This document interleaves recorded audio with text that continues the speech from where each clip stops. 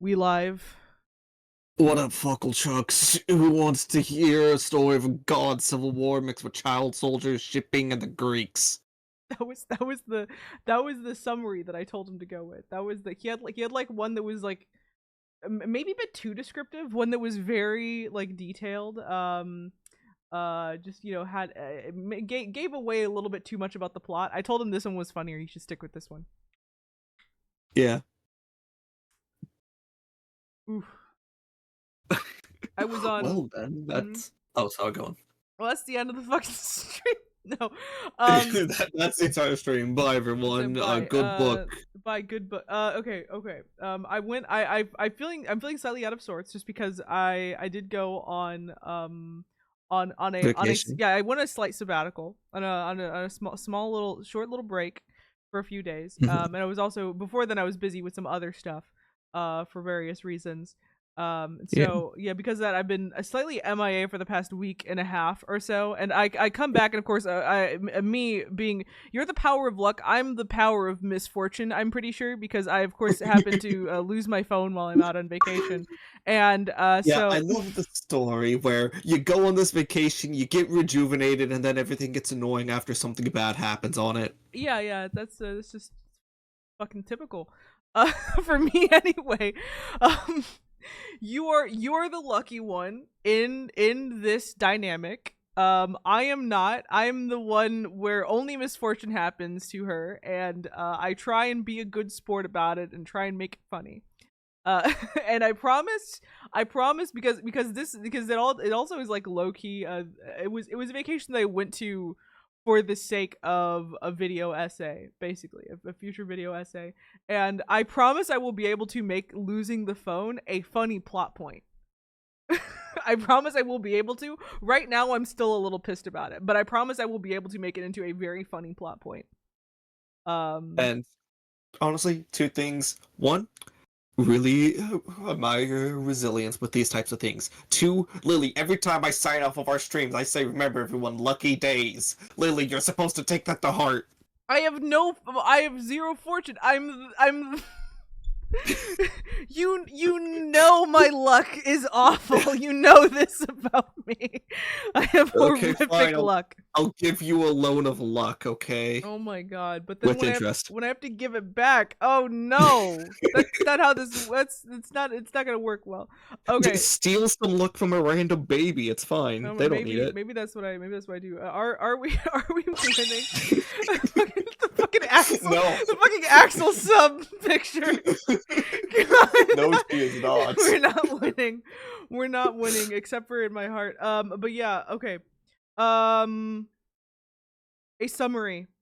A summary that I wrote. Let's go with this. So it's A good final one. battle time in this sort of final entry into the Percy Jackson series. New York is under siege by the Titans' forces, and the prophecy hanging over our young hero's head seems closer than ever. But prophecies are never what they seem. Who's friend, who's foe, who's the true hero of this tale, and more importantly, who's gonna win the Percy Bowl? Annabeth. It's Annabeth. We all know it's There was Annabeth. no question. So yes, we're going to answer the question: who lives, who dies, who tells our story? Okay, actually, most importantly, what's the deal with Luke? Because uncovering his secrets may be the only thing standing between an Olympus preserved or raised. And what's the deal with Nakamura? And what's the deal? What's the deal with Nakamura? Oh, nothing's the deal with him. Nothing's the deal with him. He's we'll see. Okay, so I have notes. I reorganized my notes. I've been trying to stick to having better notes, keeping better notes. So I have some preamble discussion right over here before we get into it. For one, the last book obviously was very themes heavy. They gave us a lot to chew on. This one is less so, but I think we'll have like at the very least a good amount to chew on. And maybe not quite as much as we have been having, but it's a lot. So one thing with this book is that like I think this book was just okay. I think this book was just okay. And I think a part of that is because it's trying to wrap up a lot of what was set up earlier while still trying to set up future books, and because that it kind of feels incomplete on both ends. Maybe that's why I sometimes felt like oh, there wasn't as much to chew on, there wasn't as much to kind of consider or write about, just because like it's kind of not a conclusion, and it's kind of not a like introduction either. It's very transitory, the book, and that has its that has its drawbacks, certainly. I mean, it certainly does tie up a lot of the Percy Jackson. What was this quadri trilogy? Fuck it, you There's know five the books. quintilogy. Oh, it's four. Yes, thank you. It does wrap up quite a bit. Helps tie in some of the overarching narrative, specifically that of mommy and daddy issues. But you know, the book starts with very little setup, and it kind of ends with it wraps up a lot, but it certainly does also leave a lot up in the air. Um, Yeah. yeah, and it feels more like a middle act than any kind of ending, and but I will give it some props and say that out of all the book series that I read as a kid, this is the only one that actually had me like actually reading all the spin-offs, because they're not spin-offs, are they? It's just an extension of the story. This isn't really a conclusion. It's Heroes of Olympus is very directly set up by the end of this book.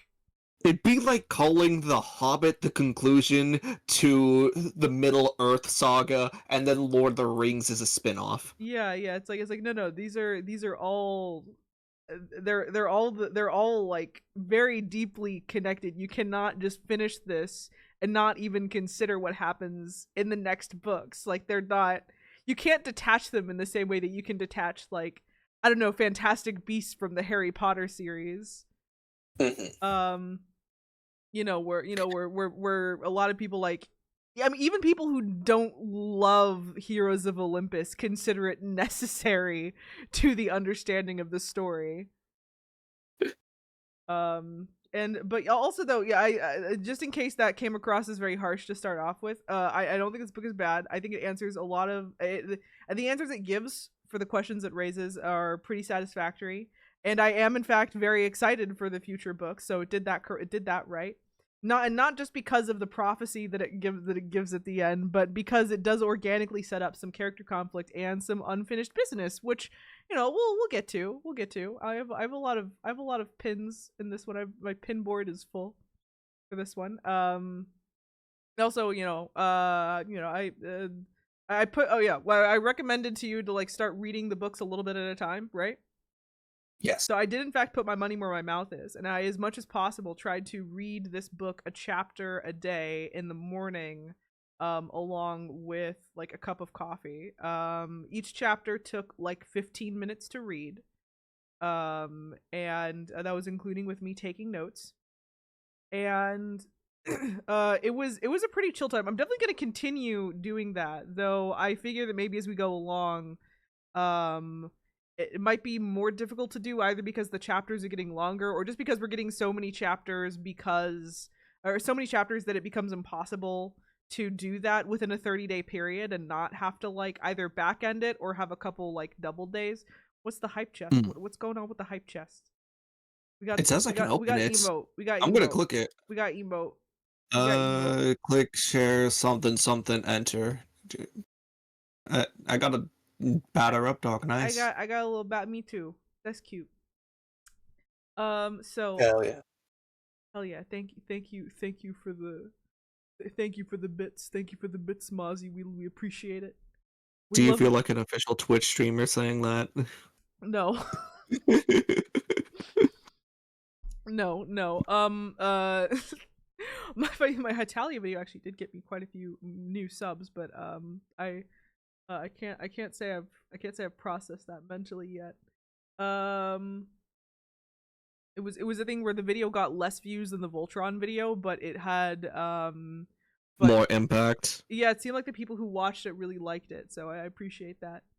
Honestly, that just sounds indicative of the Hitalia fan base. And before we get too sidetracked with that rabbit hole, I did have to do a bit of cramming for the book at the end. Today I read I had to read about 5 chapters today just to finish it off, but that was less than I was doing some others. Like a lot of the other times for these, I've been reading like half of the book or more in the span of 2 days or less. because I just left it to the last minute, and so I'm like, okay, I'm trying to lead by example.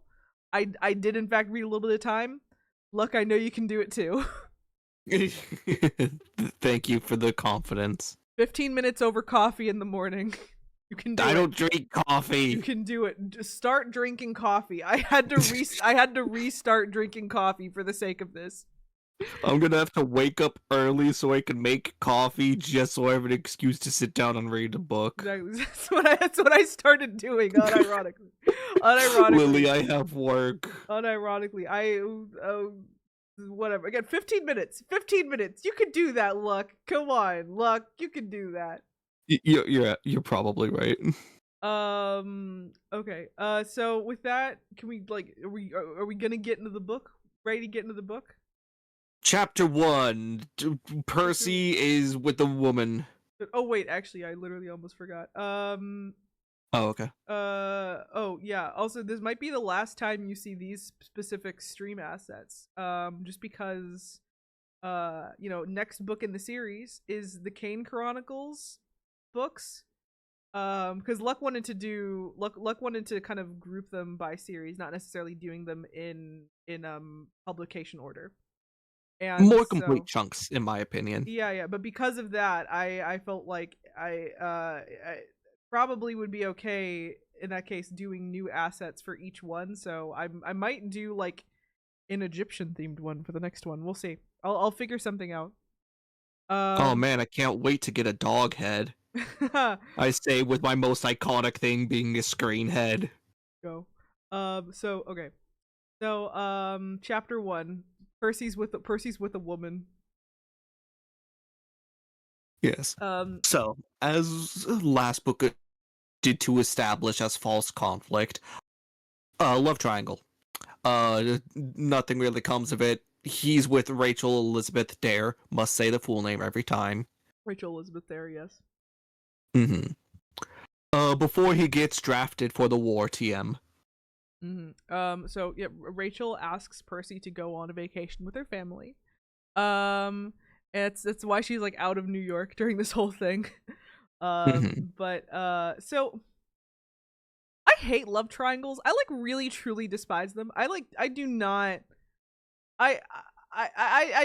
like it. I found myself a bit frustrated by the fact that this plot of this love triangle was like still going, and they were still treating Rachel as like a contender. I love how in the last book you're saying like, I think it ends here, nothing comes of it, and then here we are still dragging its corpse along because it feels like it ends. Like, tell me in a year from now if you wouldn't just forget that it's still going on at this point.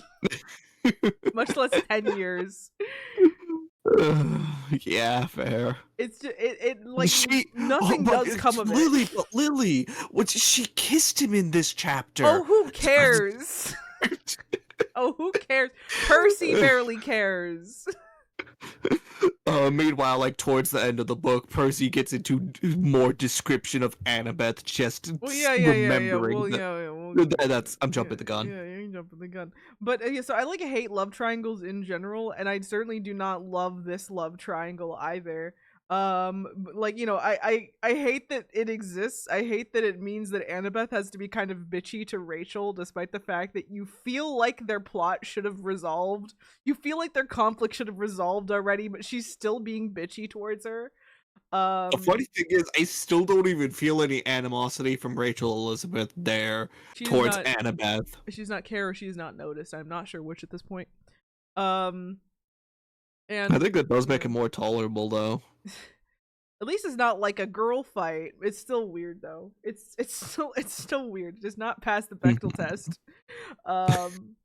And also I like Percy, I too am constantly confused by what he's doing wrong with the romance at any given moment. The one thing that I felt like maybe there was a point to the way it was talking about was like Annabeth calls him a coward at this point in the chapter. She calls him a coward, and basically saying he always runs away when things kind of become too difficult or like tries to avoid it, and referring specifically to the fact that he hasn't just manned up and asked one of them out. Okay, Um, I'm going to make a comment here because I'm going to be honest. I, like Percy, kind of was lost on that. Just like, wait, is she referring to like previous things? Because I don't remember Percy being a coward. And then when you phrase it like that, it's like, oh, I'm just stupid. yeah, that was the one thing that I recognized was like, yes, he really should just like figure himself out, state his own intentions here, and rather than kind of flip flopping in between the two and never actually committing or just asking one of them on a date. He's like 15 going on 16 at this point. His 16th birthday is a big plot point. You should be able to ask a girl on the date, Percy. You're old enough. Do it. Um, I don't think he ever officially did. Pretty sure he didn't. It's still a bit harsh though, coming from her, especially considering, well, we'll get to it, but she does not come out as clean from this conflict.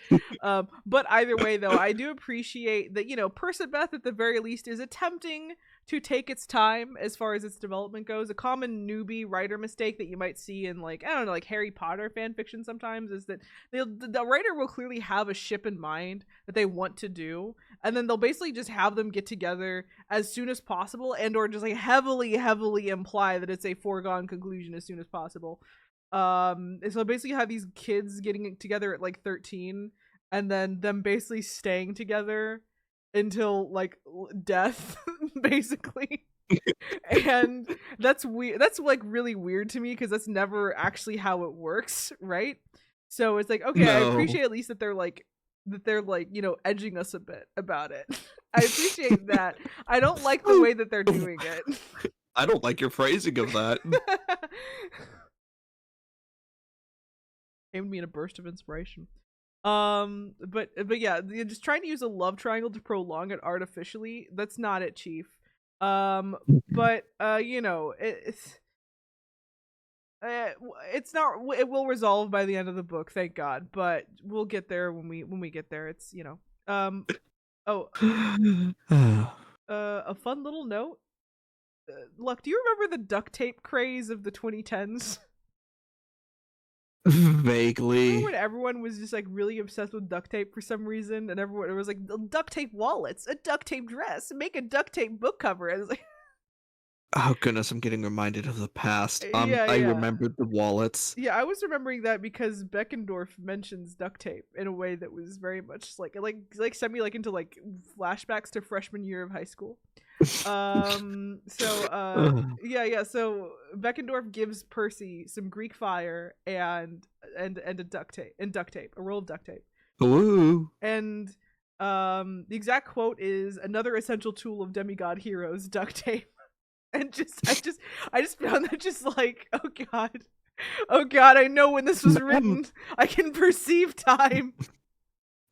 Now I'm starting to think, how did Reardon get this information? Well, about the duct tape. Yes, because I don't think it was popular with all age groups. Wasn't it just mostly teens and under? It was like teens and I mean, like he has kids who were like Percy's age. I presume that they told him Now, about it. now imagining the conversation of him and his kids of, oh, Dad, can you get me this duct tape? It's super popular. And it's like, popular with the kids, you say? Also, adults also like. I mean, I remember mostly hearing about this through, like a chemistry teacher that I had at the time. Adults also appreciated this because duct tape is like a cheap art, like like crafts thing that you can kind of just acquire. It's useful. You probably always have some on hand for one reason or another. But Hmm. Oh, okay. but yeah, I remember having a duct tape wallet. It sucked. Uh, horrible. Moving it was on. Oh, sorry, horrible. go on. It was horrible. It was way worse than just like an equivalent dollar store wallet that I could have had. It just never folded right. Bad. Okay. So okay, next thing, Percy mentions that the kids on the boat on the Andromeda are like trained to hate the gods and lash out. But of course, this whole book is a very good evidence as to why that's maybe not the case.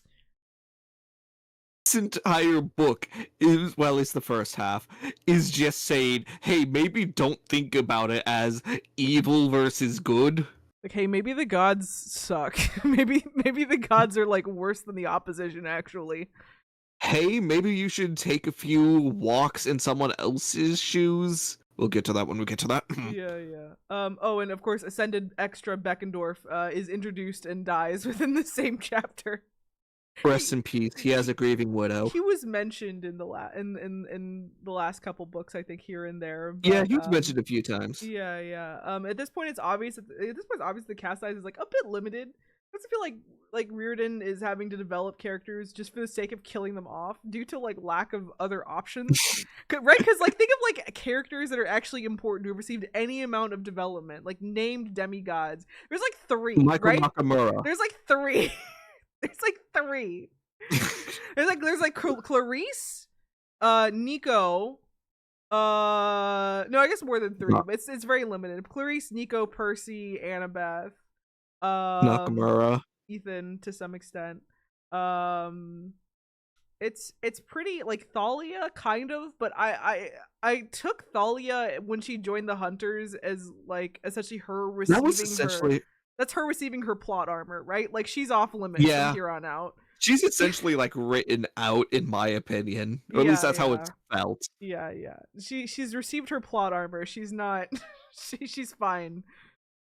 She was literally just like, oh, okay, I guess you're ageless now. You're not going to be factored into the prophecy. Yeah. I mean, not that Titan's curse is why hunters are not necessarily immortal, but you know, still, it felt like a receiving. Ageless is different than immortal. It still felt like a receiving a plot armor. It still feels like she's pretty safe from here on out.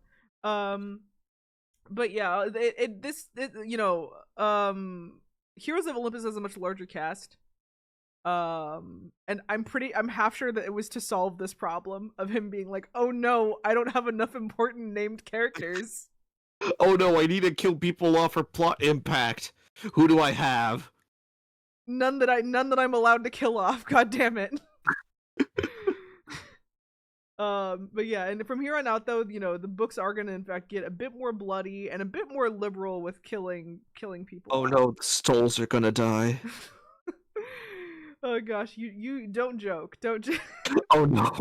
Oh no. Actually, I don't. If they do, I don't remember. I don't. But that feels like an insult. Yeah.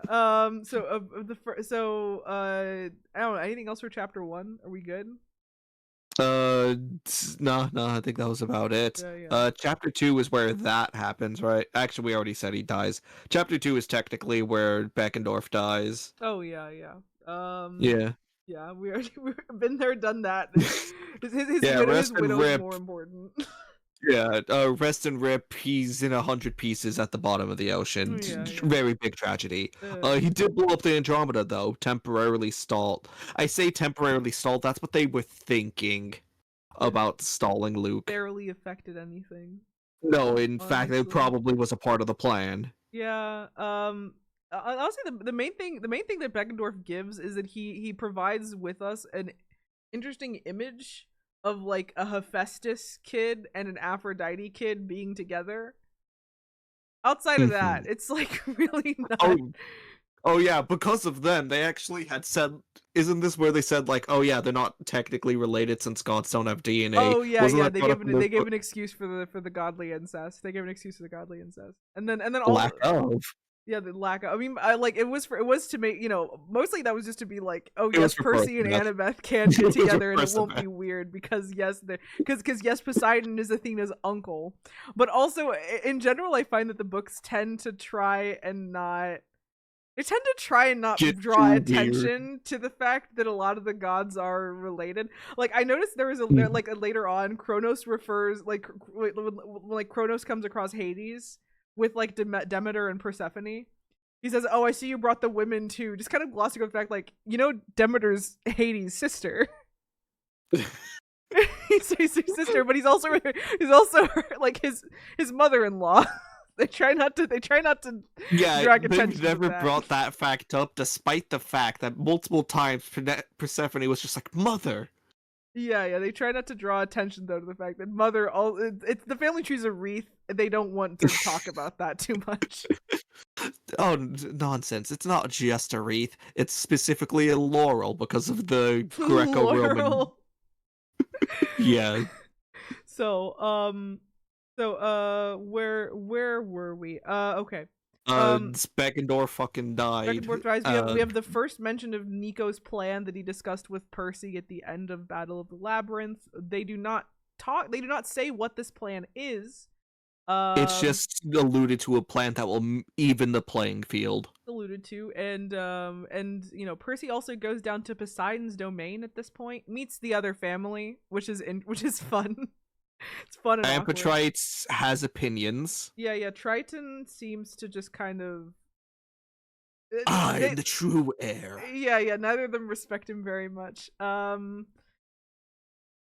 That's pretty much default for is whenever stuff like this, whenever like the demigods meet the other family, or whenever the wives have to see the kids running around, they're just like, oh, it's the bastard.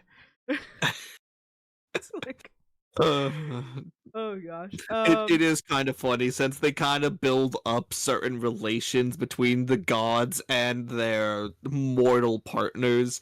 And then it's just like, oh wait, yeah, shit, they're kind of married, aren't they? They try to kind of play it up, right? Like to avoid a spoiler, I guess. Poseidon does say that he would have had Sally live underwater with him as a queen, and it's like, how would that not have been awkward though? No wonder she said no. No wonder she said no. We aren't playing Kingdom Hearts. Shut up. Under the sea. Okay, so probably the more important thing is the bit of a lore drop that like the god's physical state is tied to the state of the domain. So Poseidon appears to Percy as like this old withered man. Oh, also not even having the power to deflect a catapult that launched a blast into the castle. Yeah. Oh, also something. There's a spy. Who cares? We were joking about this before stream, right? The fact that like, I was just like, oh yeah, I was just saying like, oh yeah, this is 2 for 2 of me not even predicting the spy, and then she's like, it's fine for this book, it doesn't matter. Yeah, I'm like, yeah, fair. A lot of words are spent on talking about how there's a spy in our midst and how they're feeding information to the bad guys. This is how they know so much and yada yada. It's one of those things where it's like, it didn't matter too much in the end outside of they didn't even focus.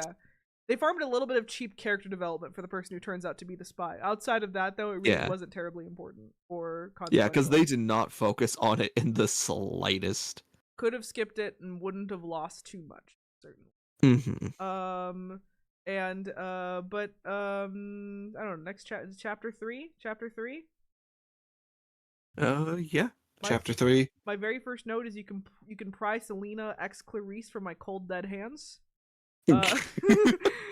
Oh, we are going to have fun later. Oh yeah, who the fuck is this? For me, my only note is, and they were roommates. Yeah. It's like who gives a shit about their boyfriends? Even as a kid, I shipped it. Even as a kid, I understood it. I'm like, yes, these two. Oh wait, Clarice has a boyfriend. Yeah. Chris, right? The guy who went. I thought they were just friends. I assumed it was a boyfriend. I assumed it was a boyfriend thing. That was my assumption. I tend to believe your intuition a lot more than mine because I did not interpret that. That was my assumption. Who cares about that though? Who cares about him? I certainly don't care about him. Does not matter. Beckendorf did not matter. Clarice Excelina. Let's go.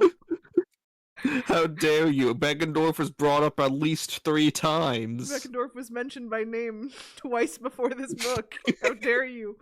Oh yeah, good time for a refresher on the prophecy of this book, however. Would you like to do the honors? Hold on, I'm scrolling to it. There it is. A half-blood of the eldest gods shall reach 16 against all odds, and send the world in endless sleep. The hero's soul cursed blade shall reap. A single choice shall end his days, Olympus to preserve or raise. I mostly just wanted to bring that back up here. One, because it's good to just remember the details of the prophecy, considering, this is where it's all going to come to fruition, supposedly. And Yeah, two, yeah, and prophecy as the a theme is anxiety. important. Also, prophecy as a theme is just very important to this book. So, Hmm. that alone. But Yeah, again, because it definitely sparked some anxiety in Percy with the whole "a single choice shall end his days." He's just like, "Ooh, shit." that's not good. But I will mostly be saving I have my themes barrel. I have my themes barrel for the end of the discussion. So pin Mhm. placed. We'll get back to it. Chapter 4. My first Mhm. note is about the cell phone thing because I thought it was funny. Just Okay, okay. just because it kind of shows the changing of the times, right? The first book came out in 2005, a time when like not too many kids had phones. Not too many kids had cell phones. But by 2009, certainly more did, and so suddenly they have to like address it. It seems. So they explain that demigods and phones don't mix, and the signals are like monster bait.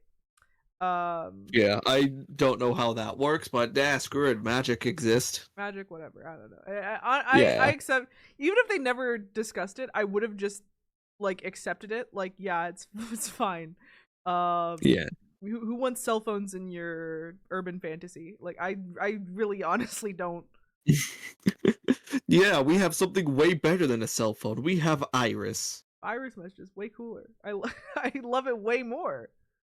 Um. Honestly, Iris cost more than a phone. Oh, also, this is where they mention the "it's not incest if you're both demigods" thing. I have that note. And also the Ares cabin is refusing to ride with the rest of them due to some petty bullshit involving a chariot in the Apollo cabin. Um, Please. which I find myself being really mixed on. Oh no, wait, no, it was the Apollo. Yeah, I find myself being really mixed on just because, I like, yeah, I get that from like up to this point, the Ares cabin has been kind of looked down upon. Um, but also it feels weird that they would like pass up the opportunity to be involved in a battle just like due to their nature. And also this just Yeah, isn't the time. This just isn't the fucking time, of course. yeah. In a way, it kind of made me think like, is there more going on to this? Is like something more personal? Is Clarice gonna get more character development? No, not particularly. Not really. It kind of felt like Reardon wanted an excuse to not have them be involved. Achilles. To have them not, yes, that Achilles reference, but also to have them, that's for later. The spoiler. To We'll have get them into that to have later. them not to have them not be involved in the battle for the sake of, like having that the cavalry's come moment later. They literally had that moment like 3 different Yeah, times. so they take them off the playing board for a bit due to some petty bullshit. But it probably would have been better if they just found like a plot reason for them to not be able to be there. It seemed like there were a lot of different. It was very emphasized that there's all these different fronts of the battle, right? That there were like various battlefronts going on. Why couldn't they have just Honest, been like dragged over to a different battlefront for a different reason? I don't know. Just honestly, I would have accepted this of just like, oh, why are they being so obvious about sending a force here? And Ares' cabin, don't go after it. It's clearly a distraction. And they're like, we're gonna do it because we want to fight. And then they're taken out until they kill it, and then they come back like, yeah, it was a distraction, but we're pure cavalry. yeah, Blah blah yeah. blah. Instead, it has to be petty bullshit. Yeah. And again, it's for an Achilles reference. It Well, is illusion, for allegory. an eventual Achilles reference. Sure. But okay, chapter 5, I guess. Yes. Nico reveals his plan. Yeah, Nico reveals his plan. They, he wants to give Percy the curse of Achilles. How they're going to do that, they don't mention at this point, but the idea is just that, like, they're going to try and make him invulnerable. And I think by this point we know that Luke has taken on the curse of Achilles as well, and so that's kind of why they want to do it, just because it's like, well, how else are we gonna survive this? Yeah, because Nico had said, like, this is to balance the playing field. Yeah. Also, I should definitely make you read Song of Achilles at some point. I'm not sure when. Also, Grover's missing. Did you care that Grover Oh was yeah, missing? Did you care that Grover was not missing? particularly. I just have a note that says Grover's missing. I'm sure he'll be here. It's like, Actually, no, the note it says exactly. Grover is missing. I'm sure he'll be back. listen, it's not that I don't love Grover, though I will admit that since the first book, he just has not done. He just hasn't done as much, as hasn't been as involved. The Pan thing in Labyrinth was good, but Mhm. outside of that, he oftentimes just feels like a secondary character. Percy will He's mention kind of over and been over the again that that Grover is his best friend, and I'm just, in my heart I'm just like, but then why does he not matter for the most part? he's kind of been demoted from like frontline side character to reoccurring side character. Yeah, and also like he goes missing like every book at this point. I wasn't worried. Yeah. And oh yeah, I also just have a note. I'm even wondering the context for this, which is just, for how much of a drama queen Nico is. You have to remember that he's the same age as book 1 Percy at this point. He's 12. I forget all the time as I'm reading that he's like 12. Like he's like a baby, but he's such a drama queen. He's such a theater goth. He's the son of Hades. What do you expect? I mean, I guess that. So, chapter 6. I think we have an actual thing to like sit and discuss for a bit. Let's call this Luke cul-de-sac. Luke discussion cul-de-sac number 1. His mom, May Castellan. Because this is where we get a lot of heavy introduction to her. In fact, I think this is where we meet her, right, for the first time.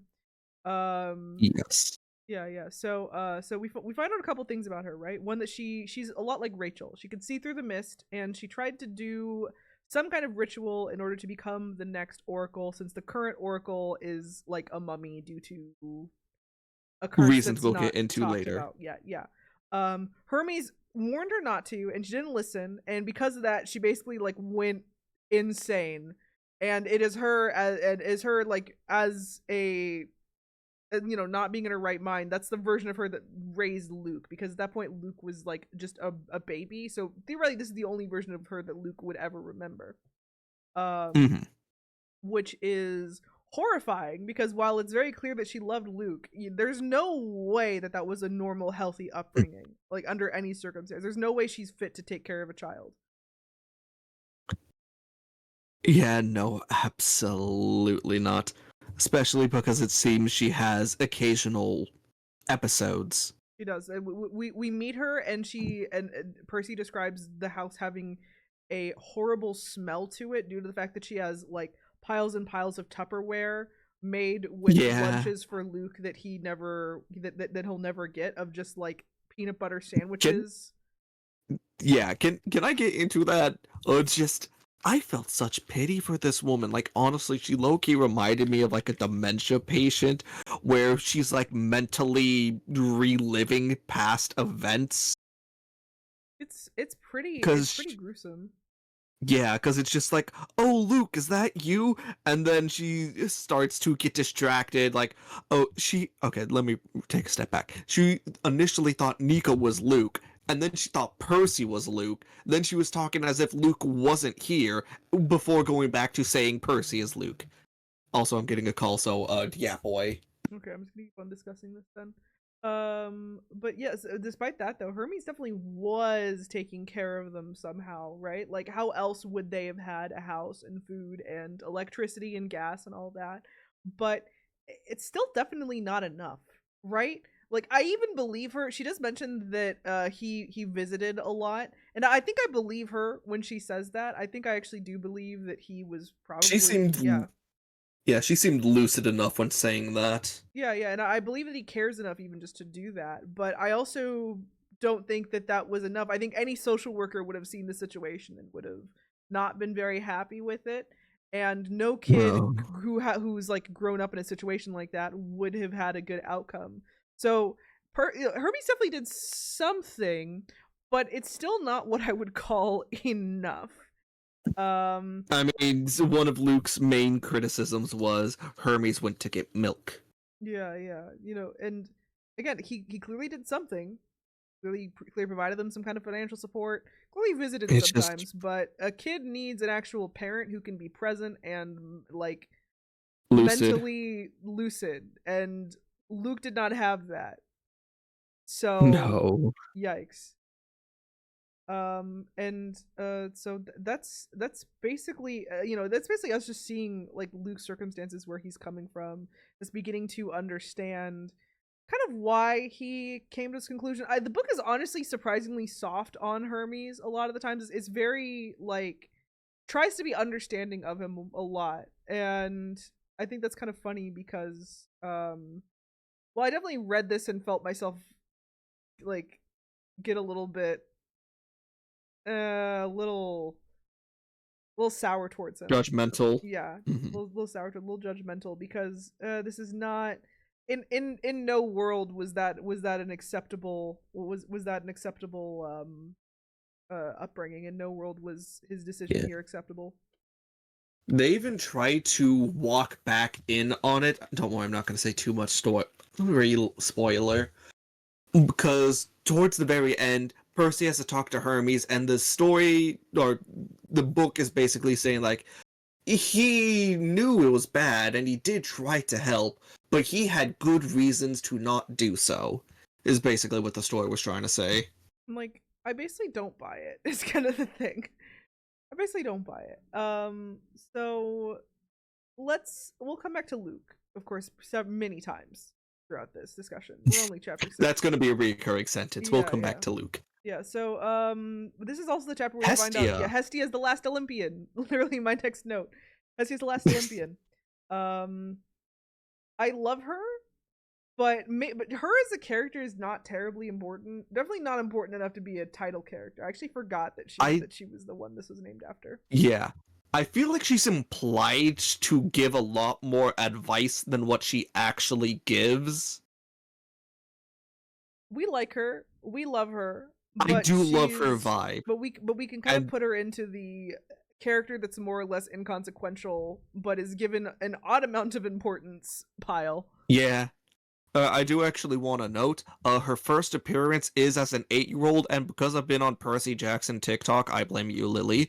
I've seen some people saying, like, oh yeah, I would love if my godly parent was Hestia, and then it's like, wait, the fucking 8-year-old. It wasn't until later in the book where she was like, oh yeah, we gods could just change our form and age. And I'm like, oh, okay, yeah, fine.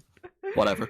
Yeah, it's whatever. It's like, it's, like rolling with Artemis, I assume. Sometimes she's just like 12, sometimes she's a grown woman, it's whatever.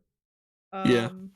Though it is kind of funny where it's like the gods who are parents tend to exclusively appear as adults. Like Athena is also technically a maiden goddess, but you'll never see her as a 12-year-old. Well, yeah, she just has headaches, and then that's her child. Yeah. And then, then she just drops him off on a doorstep. Yeah. Though Apollo, who is, resident whore of the group,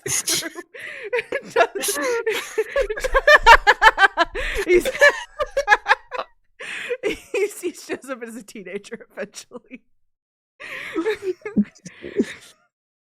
Sorry, there was like a scene later on where I know I can't spoil it, but I just Paul's my favorite. He has to catch a few strays. He has to. Okay. You have the right. Yeah, he is your Blurbo. My Blurbo. I say this with love. But yeah. Also, shout out to Percy. Just like Nakamura and Nemesis are my Blurbos. I hope nothing bad happens to them. Shout out to Percy's stepdad. I'm sure explaining all that Greek stuff to him was really interesting. Oh yeah, he is the dad that's stepped up. He has been very accepting of everything so far. Yeah, Mr. Blowfish it's just pretty. Yeah, it's just like, it's Paul, sorry about the the roof of your car. Like, oh yeah, no, it's fine, dude. Oh, hoof prints? I was wondering how they got up there, but Pegasi, wild man. He's cute. I like him. I honestly love him. I mentioned this last book. I appreciate how much of a normal man he is. How much just like an aggressively, like in like affection, like in a sea of weirdos, he is a man who checks his mail on a daily basis, and who, it's reliable. Out of every character within this book series, Paul Blowfish seems like the type of guy I could go to Denny's with just to have a casual brunch. So he's a normal guy. He's reliable. It's what you need in the chaos of the series. He is probably the most stable person. He's a school principal, and the kids think he's all right. You know, just that vibe.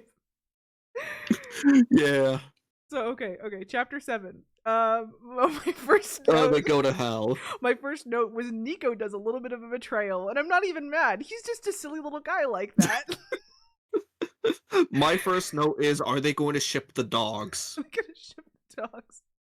Yeah, I guess yeah, Mrs. O'Leary and Cerberus. Why not? But yeah, so Nico does a bit of betrayal. I'm not even mad. Percy takes it very personally. Percy takes it personally. I did not. I was just like, oh, Nico, oh, you silly little guy. I was honestly oh, go on. I was, if anything, surprised that Percy took it so personally, just because I was very like, it's just Nico. Honestly, for me, I was thinking like, this is not gonna last longer than 2 chapters. It didn't.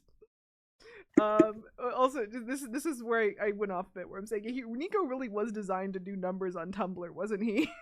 Like, he's a goth boy with daddy issues. He weighs very high on the pathetic scale. It's like incredibly high. And he's a small little guy. He's like not even 80 pounds wet. He's a little guy. He has the coolest power set in the series. Like, it's not close. Like, remember how we talked about Thalia versus Percy being like very big and powerful? Nico blows them out of the water. Nico and he's can still raise a little the guy. Dead and teleport. There's shadows, yes.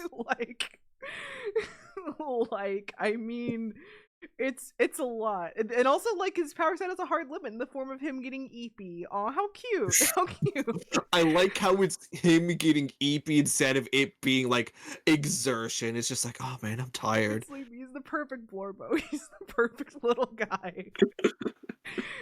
Which is why I'm just now imagine. Hold on, I got a dumb thought. Yeah. It's just like, my powers come at a great cost. I get eepy. Tuck me in. I have to take a nap. I need my nap. It's good. It's very good. Oh yeah, we should probably mention the details of the betrayal. Doesn't he like give up Percy to Hades in exchange for like more information on his mother? About his I mom. think, yeah. And Hades says bet and doesn't give it to him anyway. Hades gave him some information, very good information. He was just like, ah, yes, your mother. She was a woman I slept with. Also, she's dead. Have a she's good night, fucking son. dead. Have a good night, Also, you son. can't summon her. You're literally not allowed.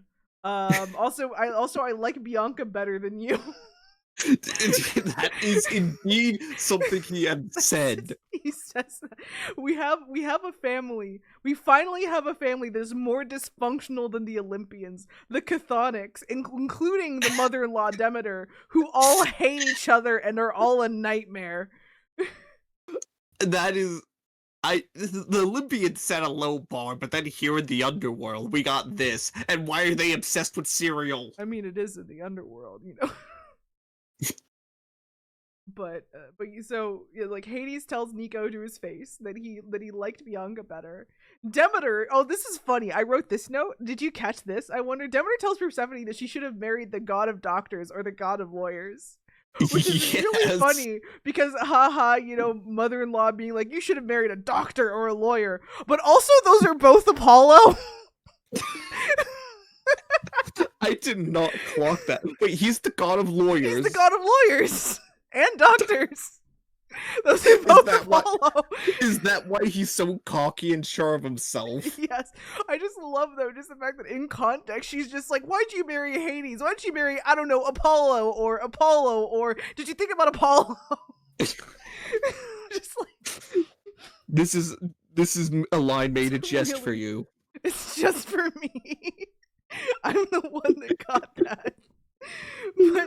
But yeah, Demeter is the worst in-law on the planet. A pushy, nosy, busybody who loves cereal for some reason and just like She's the worst. She's the worst. And Persephone is like, despite the propaganda that the movie tried to shove at you, and despite the fact that at one point Percy's even like, "Oh, Persephone is as beautiful and gracious as she. Surely she'll help me out." She just kind of like takes a look at him and just like, "So what are we having for dinner?"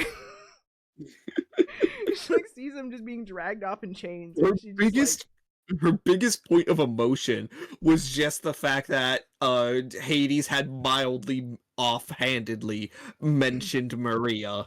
she's apathetic at best and malicious at worst, basically just being another jilted wife at this point who Oh, they were made for really each other. really cannot be bothered with any of these demigod kids. Does not seem to particularly like any of them. Whether they're her husbands or not. I think 50% of her lines, and that's being generous, is mother. Literally, she's just kind of there managing her mom for the most part, and just. And the reason why Hades has both of them down there, despite it being the off season, is because his plan is, yeah, we're just gonna sit out the war. Basically, he's being a coward, and also he's being kind of a man-child the whole time. He's very like. Oh, his whiny, ego. very whiny, very complaining. He's like picking fights with Nico. He's like, it's. It was either this chapter or the next. I'm just gonna bring up his entire plan for Nico Bianca. Actually, I think it was this chapter, but I digress. Basically, his main thing was like, oh yeah, I heard of the prophecy and actually wanted to hide my kids away just so they'd be the big heroes. Because I want validation. I mean, my kids need to be accepted. Exactly. And just at the end, I just felt bad for Nico. Just because he's stuck with these fuckers. Yeah, and he was told to his face, I prefer your sister.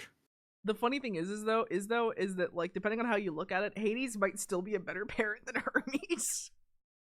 Because at least when Nico is like in need of a vaguely present parent and a roof over his head, Hades takes him in. True. Hermes kind of just said bye. Hades was like, I'm throwing you in the casino. Hades at least like keeps Nico in his house. Yeah. At least vaguely is like, yeah, I guess I'll raise him. I wasn't able to foist him off these other 2 times, so I guess I'll raise him. Yeah. To be fair, he had that, I don't know, hero syndrome by proxy, I guess would be the name for it, where he wants Percy away in a cage so his own son could be the big one. Also, World War II makes a return as a plot point. I hate it. Dude, let's ignore that. Let's ignore that. Let's move on. Chapter 8. Chapter 8, Percy drowns. Not a joke. Percy drowns. So yeah, he goes to River Styx to bathe in it to get the curse of Achilles. He meets the spirit of Achilles there, which is funny because Achilles' description as like this buff scarred guy with like a black crew cut goes against everything I stand for. You're weak Achilles purist, aren't you? Yeah. I'm mostly kidding, but the version of Achilles has been codified. But they're like the version of Achilles has been codified through works like the Song of Achilles is definitely not this one. Yeah. To be fair, in traditional sense, well, at least some editions, his skin was impervious, so he would not be scarred. You know, there's that, but also just in general, just him, I don't know, being a blonde twunk versus this. Blonde twunk with luscious hair. Oh yeah, also Percy to his face says, you died to an arrow, Lamau. Oh yeah. And then Achilles actually retorted, which I'm kind of glad they made the retort of this, of just like, no, I died because of my arrogance, you idiot. Yeah. It's a heal. No one was supposed to know that was the weakness. It's very, oh wait, actually, are you aware of the whole, like, no one knew it was the weakness. Did you know Apollo guided the arrow that killed Achilles? Yes, and that also he took a chariot and rode it around Troy, dragging the body of I think it was Paris. Yeah. Apollo said that was kind of fucked up, my guy. I'm actually gonna kill you for that. It's just like, yeah, you kind of went too far. Yeah, this is where you're gonna die. Apollo was fucking someone in the Troy royal family. I don't remember. It might have been Prince Hector. It might have been Prince Hector. he was yeah, because he guided Prince Hector, specifically his arrow, if I remember correctly. He was banging someone there, and he was very upset about someone getting killed over there, possibly one of his kids. Um, Always a possibility. yeah. I don't remember the details of that, honestly. I just remember that Prince Hector was kind of seen as a bit pathetic, and then he's the one who killed Achilles, the greatest hero. Mm-hmm. I remember that irony. But we digress. Yeah. Achilles had said, "You need your own heel, idiot." Yeah, he has to pick his own. He has to pick his own Achilles spot. And kind of funny thing with it is that like I'm also so if there's one problem that I have with this book, it is that it does a lot of like setting up of things that like do not get any decent payoff in this book that is kind of supposed to be the last in at least this part of the series.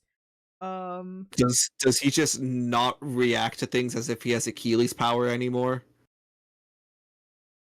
do you can I spoil something? He loses it, doesn't he? Yeah, he loses it before he even appears in the How second the series. fuck? He loses it off screen.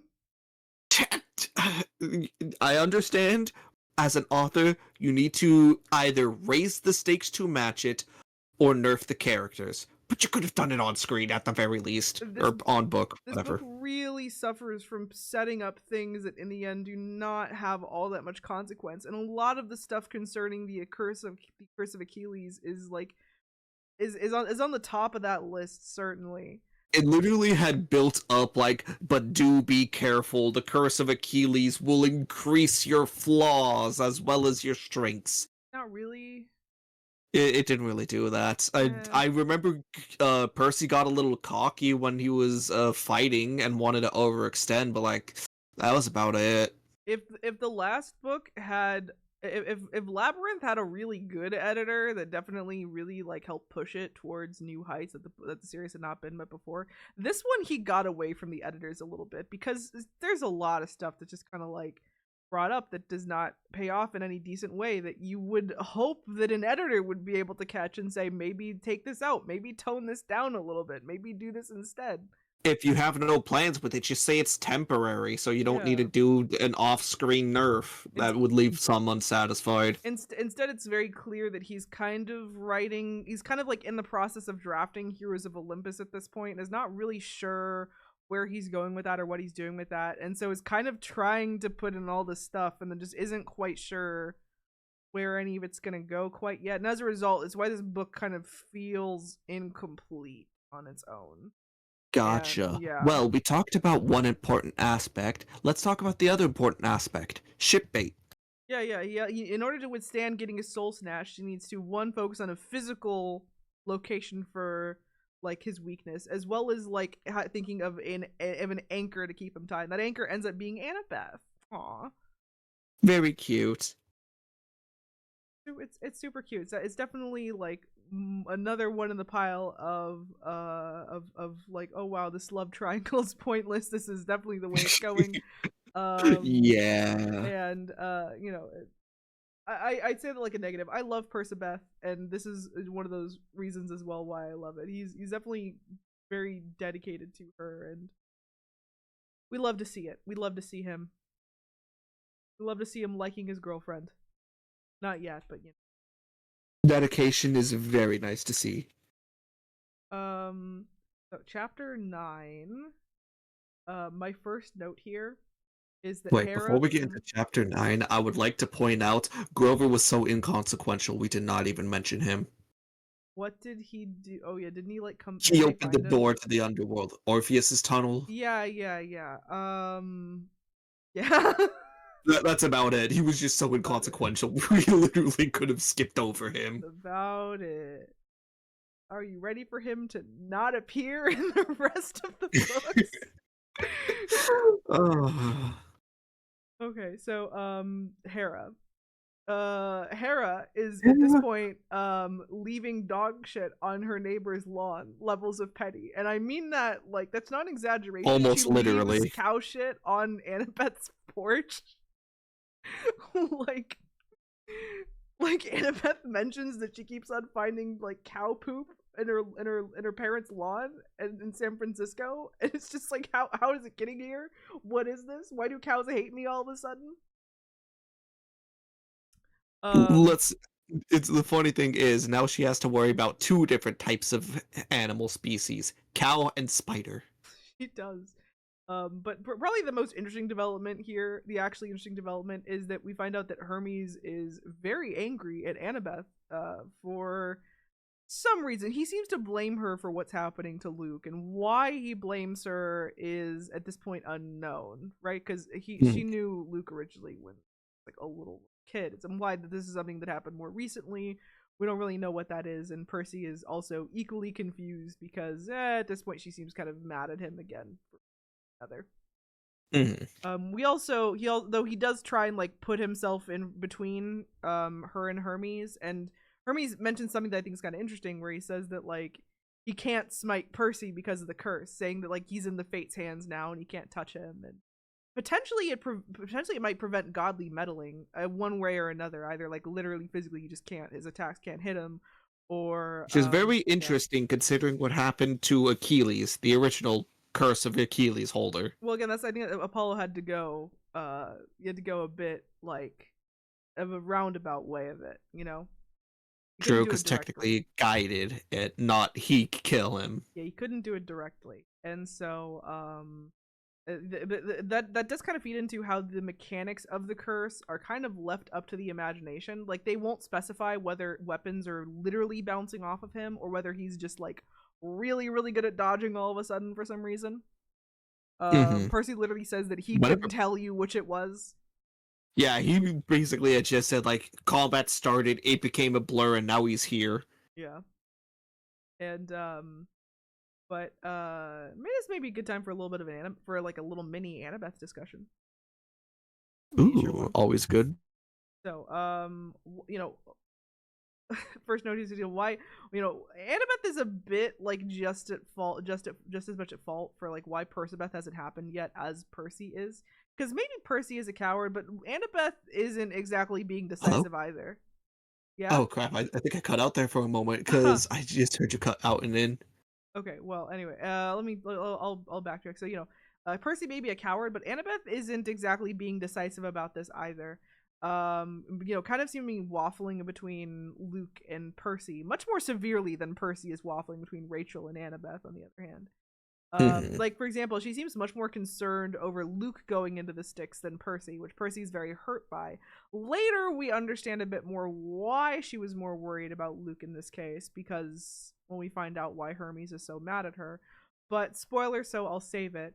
And, also just Annabeth is like, she's being a bit of a hater at Rachel while we're at this, despite Rachel not really doing anything wrong, and despite Rachel and her seemingly getting along otherwise.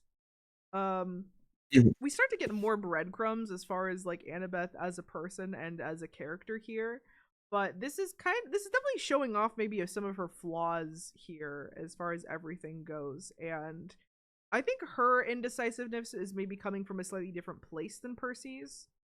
Like Percy's is definitely just like typical teenage boy passivity. He does not really know how romance works and would just rather be passive about it. With her, this is more like a deep anxiety that was mentioned a bit in the last book, but is really really dug into in a later chapter here. As far as why she can't quite seem to be able to like let go of people, and why she seems clinging so hard to Luke despite everything.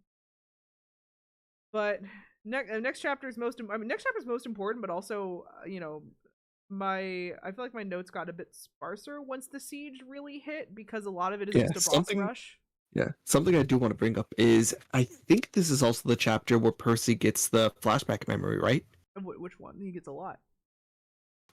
Specifically of when Annabeth was found by Luke and Thalia. Oh yeah. Wasn't that this chapter? Is this when we find out about Annabeth getting the knife from Luke? Possibly. Screw it, let me just double check that. I don't know. Chapter 9.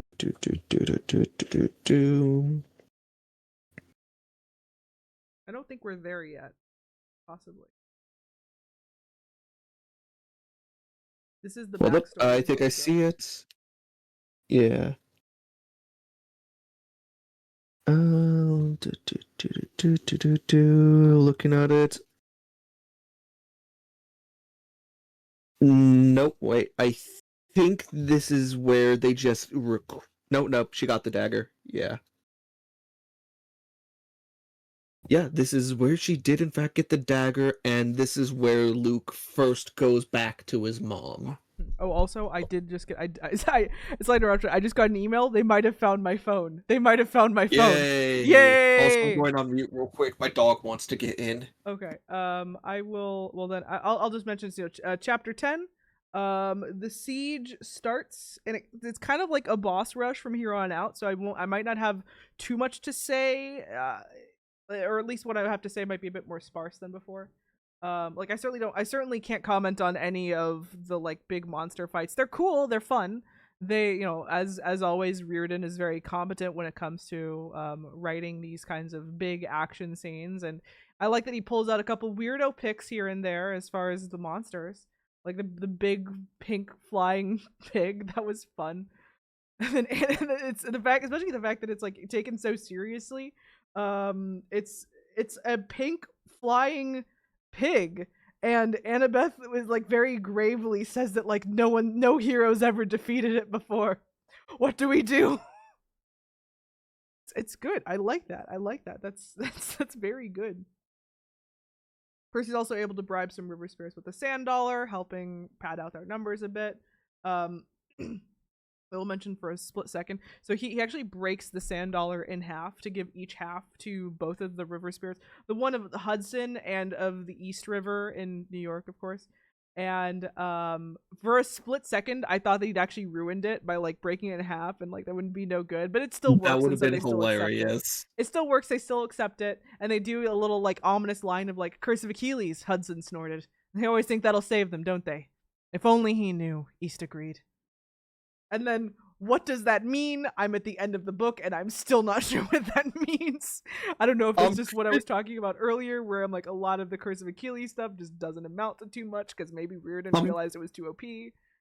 Yeah, the way I interpret it is they might have heard some bits of the prophecy of like, oh yeah, some hero's supposed to die, and this kid has the Curse of Achilles. Maybe he's trying to avoid it. That's the only interpretation I really got out of it. Me too, but the Reardon explanation, though, the Doyless explanation, is probably to stoke anxieties in either us or show Percy is feeling it. Because, we heard the full bit of the curse of like, oh yeah, he might die. Of course, we know that's not going to happen, but Percy doesn't know that. And so these two characters are adding to it. Stoke anxieties, and also he's just not sure where Heroes of Olympus is gonna go yet. That as well. But yeah, so this, again, here's my main note, just like this book occasionally sets things up with no intention of paying them off properly, and because it becomes clear after a while this isn't the last book, not really, I start to feel frustrated because I'm not sure if a thread was dropped or if they're just going to get to it later and I just don't remember it or whatever. Again, more on this book feeling kind of incomplete. Mm-hmm. But I mean, at least chapter 11, the Minotaur's back, baby. And then chapter 12, the Minotaur's gone. Yeah, well, I made some notes here because I feel like Percy's insult towards the Minotaur just stuck with me for some reason.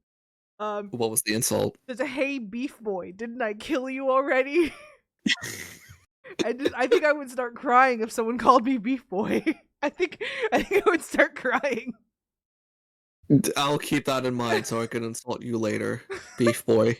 Beef boy. Beef boy. It was just so funny, and it just caught me so off guard. It was so hurtful. It was just like, oh god, Asterius is gonna like. Just imagine like Hades Asterius too. So he's like gonna go back to Elysium after this and just go crying to Theseus.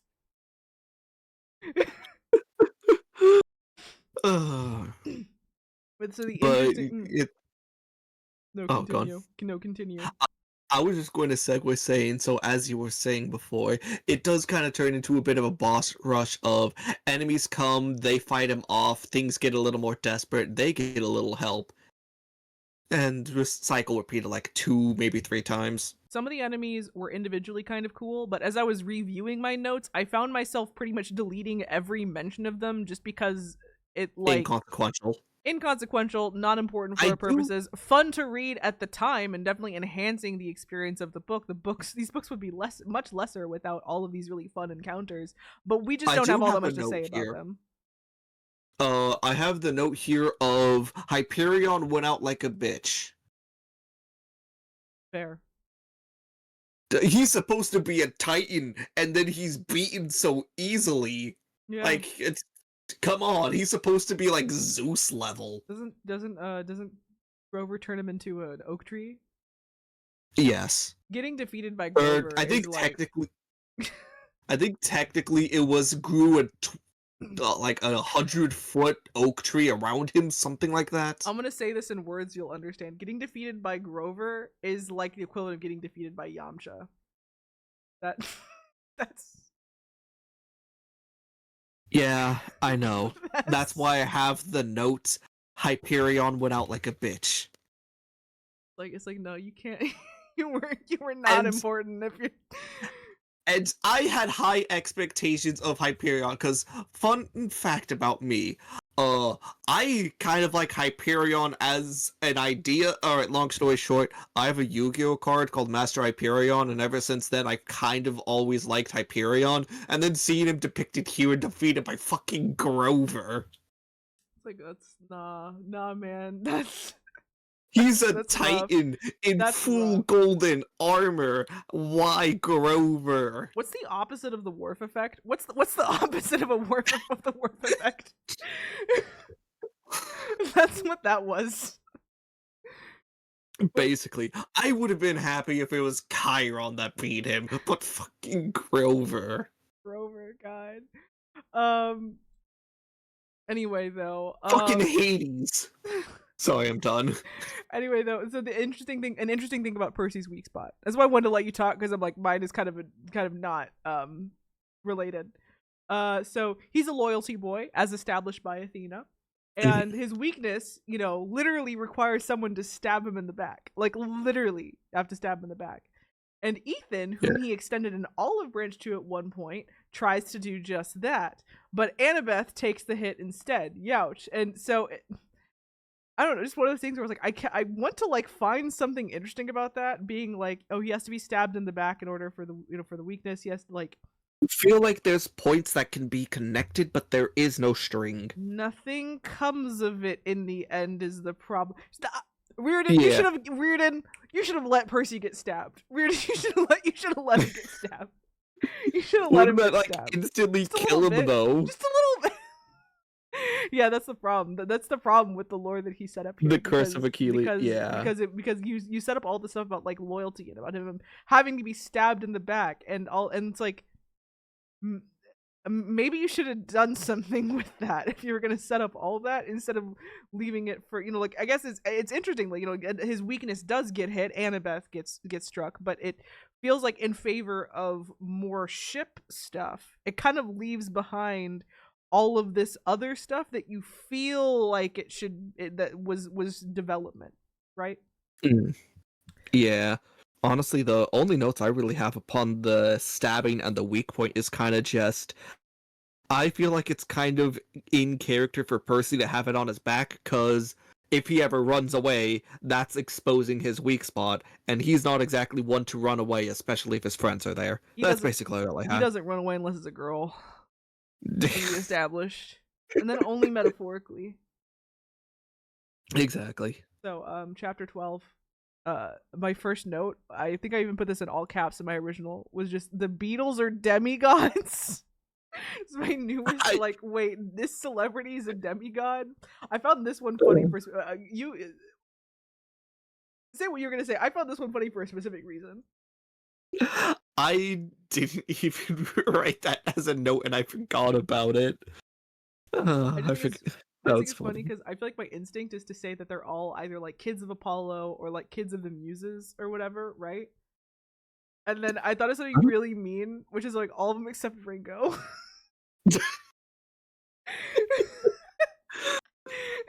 That's so mean. I can't.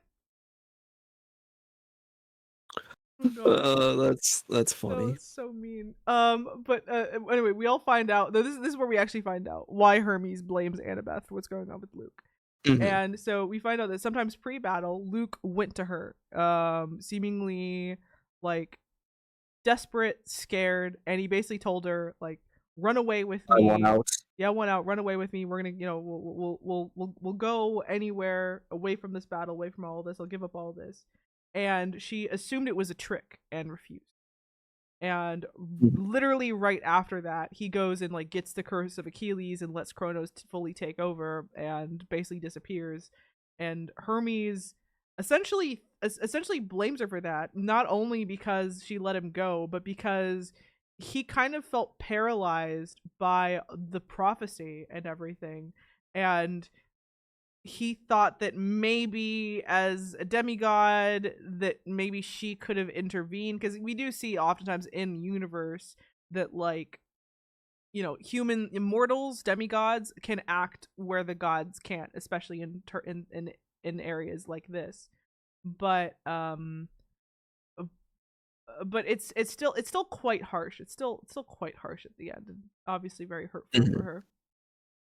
Especially considering, like, obviously, I think anyone would have considered it to be pretty reasonable for her to assume it was like a trick. Yeah, he's done a bit of backstabbing, so not exactly building credibility there, bro. But of course, the fact that it's Um, sincere makes it all the more heartbreaking. yeah, but there's also something very important we had found out about too. Hades is a petty bitch. Oh Well, yeah, that we knew about, oh yeah, yeah. but we found out about Nico's mom Yeah, we find out that it was because Zeus is a petty bitch. later during World War II. Zeus is. I had to stop myself from doing like a shitty like Germany, Italia, like no, no, no. Italia. Hades tries to hide his baby mama Hmm. because of the newly established pact, and he knows that Zeus is going to be a petty bitch about it and still try and get at them. Wants to take them to the Yeah, underworld. She Maria. refuses.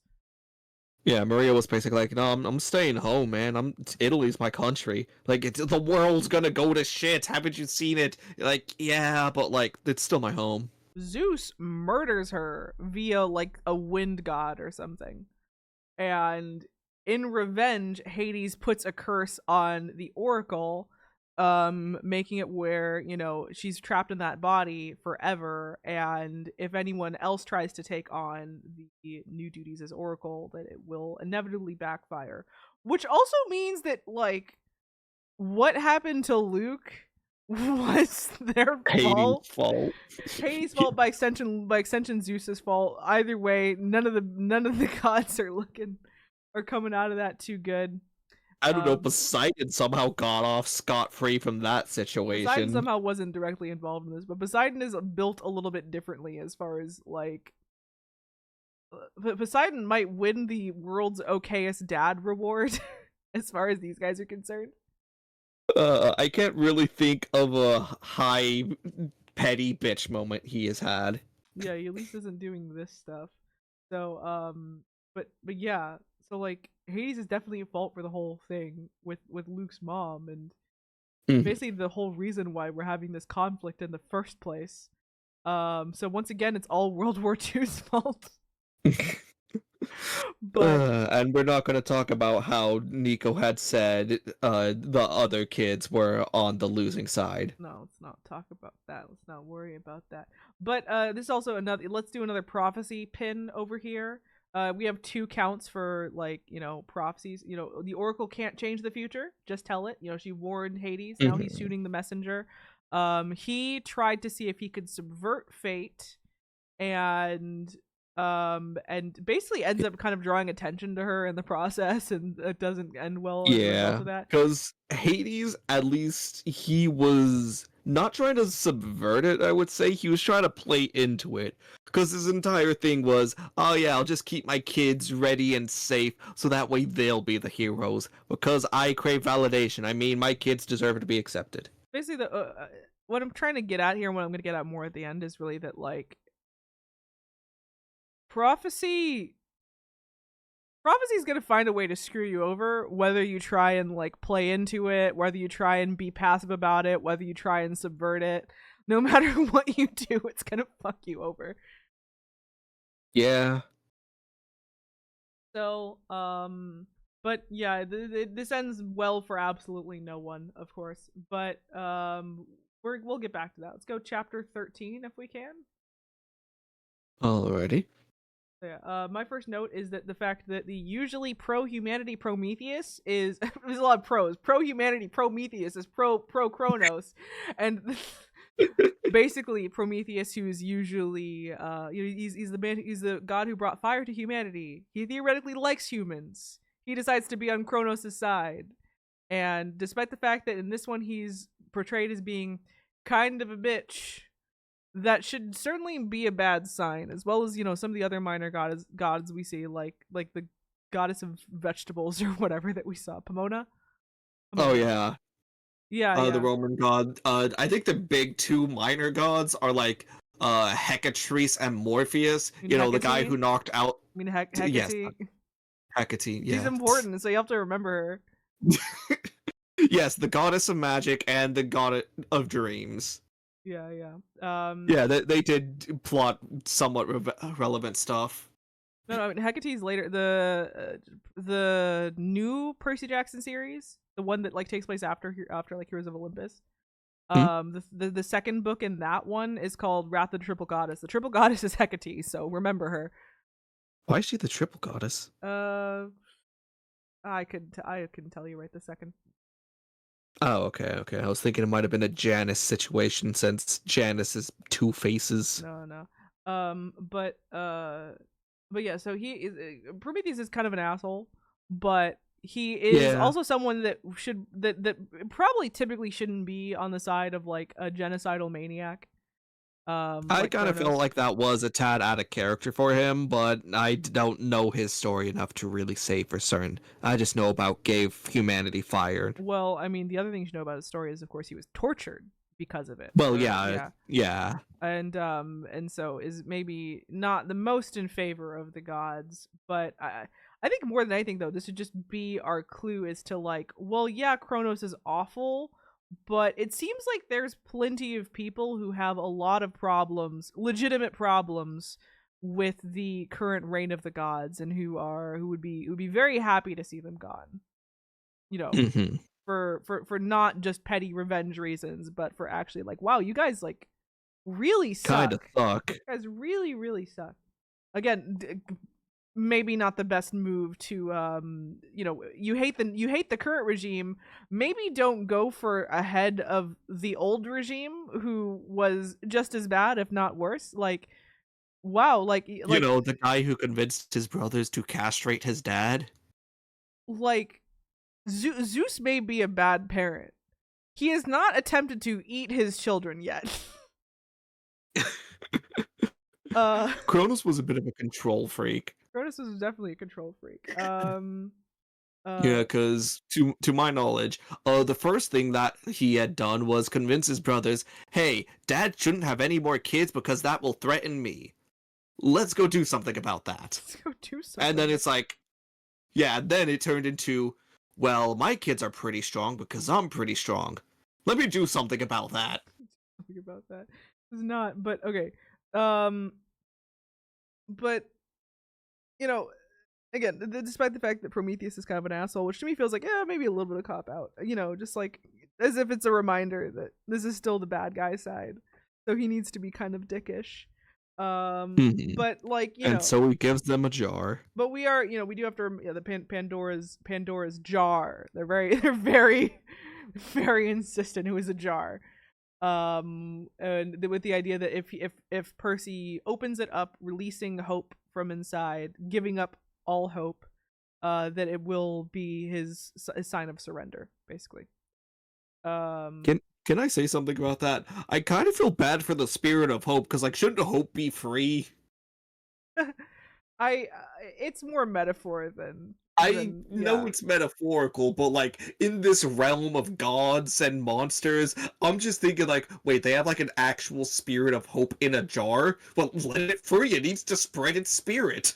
I think But that again, that's just a me thing. yeah, I know what yeah, it yeah. The intends. idea of the It's just metaphor is that hope remains in you're the giving jar up on because it hope. remains with humanity, with us. Yeah. Yeah. Yeah, but like opening up the jar didn't mean we gave up on all the bad stuff. No, it just meant it's everywhere. Sorry, I digress. Yeah. I If understand the yeah, metaphor. I feel bad for the spirit of hope. don't. But it wants to be there. Don't worry about it. It It's like wants to be there. How do it's you know? like You never I opened the don't know. jar. I don't know. I don't know. It's a spirit. You could literally open up the jar and say like, "Hey, buddy, do you like being in the jar?"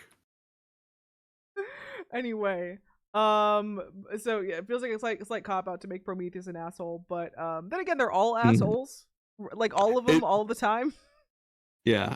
Spoiler alerts: the gods win.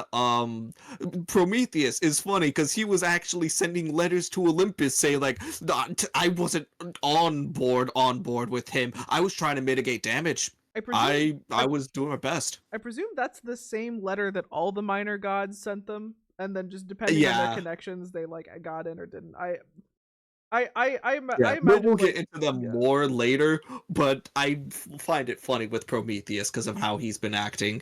And especially how, I forgot who said it, but someone had said, like, oh, if Prometheus joined their side, that's because he believes it's a sure bet they'll win. He never joins sides unless he knows it's gonna be a sure bet. Also, I have to imagine with some of the minor gods, like like what are you gonna like Prometheus, you kill, get rid of Prometheus, or like Hyperion is like, well, Hyperion, like we got a sun guy, we don't need you, it's fine, right? But Mhm. like what are you gonna do without Morpheus? like oh yeah, fire me, see how that works out. I imagine it would have been more a situation of they're still able to do their job, but they're locked away when not doing their job. At least Maybe, that's but what I would have imagined it would have been. Because, like, they were not exactly shy on, like, putting things into prisons. maybe, but still imagine like Morpheus. They're like, okay, yeah, you have to like go to jail, and then like what if he just like decides he just doesn't want to do his job anymore? Just, I no, I don't want to do it. Either I'm free, no dreams. And then what if his dad gets involved? His dad's a hypnos, god of sleep. I said dad of sleep, god of sleep. The dad of sleep. What then if hypnos is like, no, release my son? No one's sleeping until you release my son. Fuck you. What then? Oh my I'm goodness. just kidding. I'm just Oh, that's hilarious. getting silly at this point. So anyway, I love the silliness. I think that's actually a core part of it because this book still had many silly moments. Like you said, the Beatles were brought up to be demigods. Alfred Hitchcock, uh, some president dude, I forgot. wasn't he like a governor of New York, or Yeah, whatever. he was some guy? But like they still were tongue in His cheek. mother was Ganymede, I think, who is like the uh feminine counterpart to Ganymede. Another one that's like in charge of the like serving ambrosia to the gods to give them their Mhm. immortality. Yeah. Also, wait, wasn't Hyperion? Now that I think about it, Hyperion was Apollo. No, Helios' dad. Never mind. Because despite the fact, Helios and Apollo aren't actually related. Fun fact. Yeah, actually, Yeah, another fun fact about that is apparently in some translations it was referred to as Apollo Helios. yeah. That's when you get the conflation of the Hmm. domains and all that. Let's not worry about that. We can open up the Yeah, no, wikis we're not and getting talk into about it. that It's all just day. fun facts. Yeah, Yeah. it's just fun little facts. But moving on back onto a story. Mm. So, Yeah, I have more stuff about prophecy, which is just we know that from Greek myth, like Oedipus, we know that avoiding prophecy doesn't go well. But here we see that like going along with it passively, like Hermes is not great either. It's hard to see necessarily if he made things worse or better, but it still does not sit with me very well that in the face of this prophecy he felt like it was better to just like leave my son with the mentally unstable woman. You know, yeah, I'll say I love him and I'll say I love her, but I'm just gonna leave them in this horrible situation without really doing much more than paying like he paid child support, I guess, but like that was about it. Yeah. The books are soft on him. I will not be. Hermes, you could have done better. Not saying that you could have subverted everything, not saying that you could have stopped fate, but you know, You could have fought to shape it into a nicer way. could have been a Because where in the father. prophecy does it say the mom has to be insane? Could have been a father. I don't know. Yeah. Um, and also this is I also had another note about Pandora's box here, which is just, you know, it's yet another reminder of why the gods really really suck, setting traps for mortals and then punishing them when they fall into those traps. So again, the thing of like they started with Prometheus being kind of an asshole. I feel like that's a bit of a cop out, but they then also spend the rest of the chapter pointing out ways in which the gods are really really really terrible. Yeah, specifically like, that's a curious mortal. Yeah. Let's give him this jar because it'd be funny. Percy literally says like she was probably, you know, just some ADHD demigod like I was, who did not maybe have the best impulse control, and all this was just put on her shoulders just because they wanted to they wanted entertainment, they wanted to set a little bit of a trap, and then they wanted to blame her for that. This victim blaming at its absolute finest, literally. um but it's chapter 14 if you're amenable. Dahlia and Percy have at this point switched stances on Luke. Now she Oh yeah, thinks by he's the way, irredeemable. Thalia's back. Yeah, she's back. She, you know, the huntresses are involved in the battle, helping out, and they, you know, and she's heavily in camp like Luke is irredeemable. We just have to kill him. There's nothing left to it. Mhm. Well, Percy is ironically the one now saying that maybe there was more to him. I'm you know, trying to understand him for the sake of maybe that, you know, maybe that being the key. Yeah, And to be fair, a large part of the reason why he thinks that's the key is because Hestia had said something along the lines of, in order to truly go through this, you must know who you're up against, something like that. he was led to that, but after he met Luke's mother and started gaining sympathy for him and understanding his position, he definitely now Softened. authentically holds that belief. Mhm. And that's of course the question of this book. That's the question of the book that we've known that was the question since the last book, at the very least. And oh, we have a note to more boss rush stuff, more plot stuff, like, you know, Linnaeus comes back, some, Chiron. yeah, the party ponies. This is where I put another note of just like, I don't feel like reciting every single plot development from here on out is necessarily We going to did help skip us. over a lot of the fighting just because, like, it's definitely cool, some stuff goes on, but it doesn't really impact things too much besides where it puts our characters. A lot of it's cool, does not add anything to this discussion. Like, we didn't even bring up Annabeth bringing up Daedalus's machines till now. These discussions are companions to reading the books, not replacements for it. If you want every single plot development, read the fucking book. But you know, so we're gonna kind of breeze past some what happens here. But, you know, I will mention that Kronos talking about Percy's adventures in The Lightning Thief is kind of funny, and where he mentions to Ethan like, this is the boy who slayed Medusa. He's stronger than all this, because this isn't like an early taste of what Percy just looks like to other people. You have to imagine sometimes what he looks like to other people. And we'll get more into this as the books break from his POV later on. But he's like this storied badass, basically a living legend, according to most other demigods. And while we get to see his inner monologue and are aware that he's like screaming internally the whole time, and are even just aware that a lot of his fights are actually more of a group effort than they might appear from some of the stories. But True, because not just that, but people also probably know him from the other two quests of, like, whoa, the boy who went with the or with Artemis's hunters to do a thing, or the boy who survived Polyphemus. it still is interesting to just see from a detached perspective how he must look to a lot of outsiders.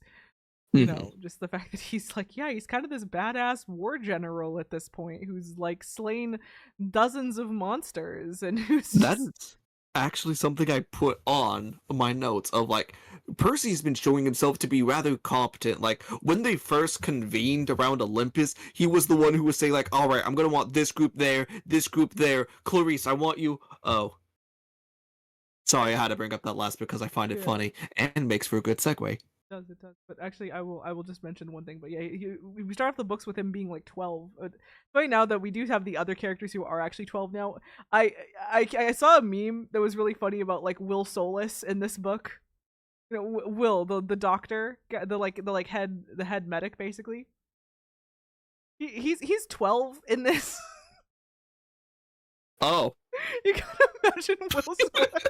It's just this like infant just going around just being like prep the surgery room. It's like doctor, we're losing him. it's like an infant. He's Nico's age, so it's just two infants just He's running just around. a little guy. Like, how tall is he? 3 feet. Just a little guy. But it's very. I saw like someone put like a meme of like an 8-year-old in like a Dr. Halloween costume. I just did like Will Solus in The Last Olympian. That is exactly what I'm imagining now. It's really good. I'm gonna be honest. At a certain point, I kind of forgot their ages. It's easy. Just to kind of forget. imagine them all vaguely teenage. Easy to forget. But anyway, chapter 15. My first note was honestly just like Annabeth getting stabbed in that earlier chapter, but I was afraid she was going to be a damsel in distress. That's not the case. She walks off that stab wound like a proper child of Athena. She walks that shit Thank off. you, Solus. And you know, on that note, maybe it's time for part 2 on our Annabeth insight. So she's someone with a lot of like insecure attachment issues, to use a kind of therapy speech phrase. She's had such an unstable life that all she wants to do is keep everything permanent and fix everything. It's why she wants to be an architect, right? She wants to like make a building Build that will something last, lasting. yeah, will last forever. And she kind of treats her relationships like this too. It's kind of why she's waffling so much between Percy and Luke. Why she's been like so insecure when it comes to her attachments to her parents. Basically she's like Also either insecure when it comes to Rachel Elizabeth Dare. she's basically always in this mode of like either I need to leave them before they leave me, or I need to fix it myself, which is something that you see a lot with neglected children. And this all explains a lot. This explains why she can't quite open herself up to Percy. It explains why Luke defecting gutted her so badly that she could never quite move past it. And instead of doing her best to try and fix it beyond, she's trying to do her best to like fix it beyond what anyone would consider reasonable. And it kind of, again, just brings more clarity into like why exactly she's found herself in like kind of in this state of jealousy, but also why she's not quite willing to do something about it herself, why she's so damn anxious all the time. And just her giving this like little, it was pretty short, her little explanation of it all, but it was pretty heartrending. Insightful. That too. And insightful, yes. Anyway, do you have anything else to say about this before I say another note that's kind of silly? Honestly, the only thing I could say is she is just a child and she's going through all of that. Like, I can't help but feel terrible when kind of reading some of that. But that's about it. I'm gonna say a couple notes on this chapter, then we're gonna do like a short break for water. And okay. Yeah. So my next note, a funny one, was just that the centaurs getting really excited over root beer was funny to me, because I, an adult, was definitely just like, what do you mean root beer? What do you mean root beer? How are these guys not doing keg stands or like smoking weed or like doing Molly or whatever, poppers? I don't know what these guys get up to. A little bit of everything. Yeah, a little bit of everything. I kind of love to imagine Chiron had just told them all, like, hey, we're gonna be around kids. I know you're gonna do stuff. Pretend it's root beer. They had to That is my lie. headcanon. They had to lie. That is my headcanon. It is the only thing that makes sense to me. Interesting that at this point the books are still trying to be vaguely PG, G-rated. Where on the other hand, Rick is also getting more comfortable with having some more gruesome deaths as we go along. Yeah. Nico's mom may have I been the can't wait first for actual. Trials of a. Oh, gone. I was gonna say Nico's mom may have been the actual first body we've seen described at all. Ooh, true. By the time we get to Also, I Trials of can't wait for Apollo, Trials yeah. of Apollo for it to just be visceral, just like, oh no, this person is dead. Their head just completely severed. You can still see the tendons. I mean, we I know for a fact we get actual blood by the time we get around to those, and definitely Mhm. definitely by Cures of Olympus we get actual like blood and stuff. Because by then they were more like teen focused. This is kind of still in the children's books area. PG-13. Yeah. So let's say PG to G rated. This is still in children's book area. It will be properly YA by the time we get to even just the next book in the series. But Gotcha, for gotcha. now, they're just kind of dipping their toes, having really just the Yeah, first described corpse, where usually the corpses just kind of like disappear somehow. exactly. All the corpses have been monsters, and it's just dusted. No, not even with like a person. Bianca's body isn't found in like the mechanism. Oh Like yeah, yeah, she true, just true, kind of true. poofs, vanishes. So Hmm. it's mild, but I think Percy describes seeing Maria's like broken form or something, and I was like, oh, that's like the first time we've seen like a body, and it continues on from here, honestly. Yeah. Where it's like we stop getting so many disappearing bodies, and of course also raise stakes because if Olympus falls, the West falls. And whatever, man. We talked about why this is a bit bullshit. I don't want to get into it again. I meant to do a bit more And research in the interim. I just did not get around to it, and I'm like I don't wanna unearth this discussion that we kind of already had in the yeah, first video. instead, we can always talk about Achilles. Um, are we there yet? Are we not yet? Next chapter. Doesn't that like come right after Next the? chapter. Oh wait, no, we forgot about Mr. Next D. chapter. What? I need my water break first. But first, let's Okay, Mr. yeah, D and yeah. then my water break. Then we'll talk about the Achilles metaphor. Um, Mr. D, Achilles he metaphor. Yeah. was at a party. Dionysus was in a fight. Because again, at this point, they hardly ever call Oh him yeah, Mr. D anymore. Typhoon.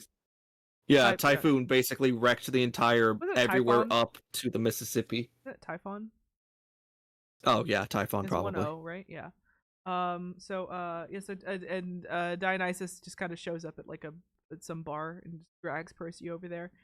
Because he's all wounded. And he's like, well, I just got a little aspect of myself, so I'll just give you some advice. I did not even take a note on what he said, but I did take a note on the fact that Percy did not quite recognize him at first, despite him being like appearing as he usually does, red nose, the leopard print shirt, and Dionysus says something along the lines of, I thought you'd be able to recognize me by now, which to me heavily implies that probably every single time we're seeing the gods, they look a bit different. Probably like literally having different faces with certain consistencies It due to like taste or the kinds of forms they like to take, but them not literally being the same forms even twice. Some other interpretation could also be this was just an aspect of him, and they could choose to make different aspects look differently. Possibly, but I mean, is Yours that is definitely more interesting, though. I was gonna say, is that a distinction with difference? I don't even. Nah, not Yeah, particularly. yeah. So anyway, chapter 16. After this break. Dun, dun, dun, dun, dun, dun.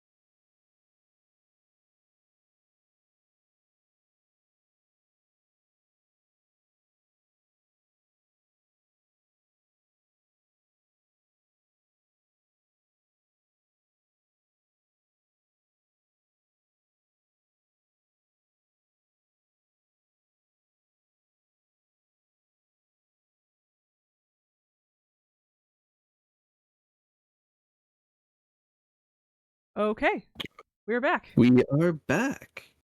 Well then, something that should be noted is they have drawn allusions to heroes being, well, let me rephrase it, our demigod heroes being like heroes of old. Annabeth was Odysseus, Percy had some bits of Hercules, and now we have Achilles. And no, it's not entirely just Percy. Care to take it away? Wearing your girlfriend's armor? You mean the thing that killed Patroclus? I've been holding that in. I've been okay. Okay. Can you repeat that? Because I think you might have clipped the mic. I might have. So Selena rides into battle wearing Clarice's armor. In order to convince the rest of the Ares cabin to ride into battle with her, and she dies doing that. She's like sprayed with like basilisk. They call it it's a dracon. It's basically a basilisk, like acid venom, and she dies in Clarice's arm, and it's like beat for beat the way that Patroclus dies, like beat for beat. Basically. Yeah. Because basically, a group was staying out of the war because of some petty thing, and then they come in at the pivotal moments, but oh no, the main person who died, Achilles, it turns out that wasn't Achilles, that was Patroclus. And now Achilles is actually here. Yeah. Clarice being Achilles, who goes over, defeats the Dracon, like, single-handedly. It's really cool. Her dad finally loves her. But it is they love is a strong word with Ares. They definitely aren't dodging. Selena and Clarice are not dodging the allegations. The Yuri. They're not dodging the Yuri allegations. The Yurigations. Yes, exactly. So R.A.P. Selena. We knew you for like 5 seconds. I guess she was the spy. Who cares? It's also the biggest twist certainly. reveal is she still asserts her straightness. Yeah. That's the biggest twist. Yeah. She's like, oh, I'll be with my boyfriend. It's like, oh yeah, okay, yeah. This is before Reardon knew how to write the gays. Okay. before he knew how to write the gays. Okay, fine. But yeah, she's dies in Clarice's arms. It's very and they were roommates.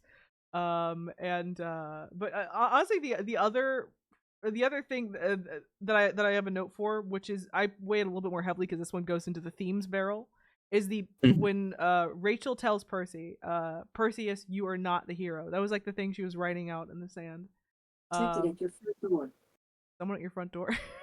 It's fine. Ignore it. But yeah, Rachel Elizabeth there's back. We forgot to mention that. She came back. She bribed her dad into coming back by saying that she would go at some fancy prep school, and the first thing she basically does to is tell Percy that he's not the hero.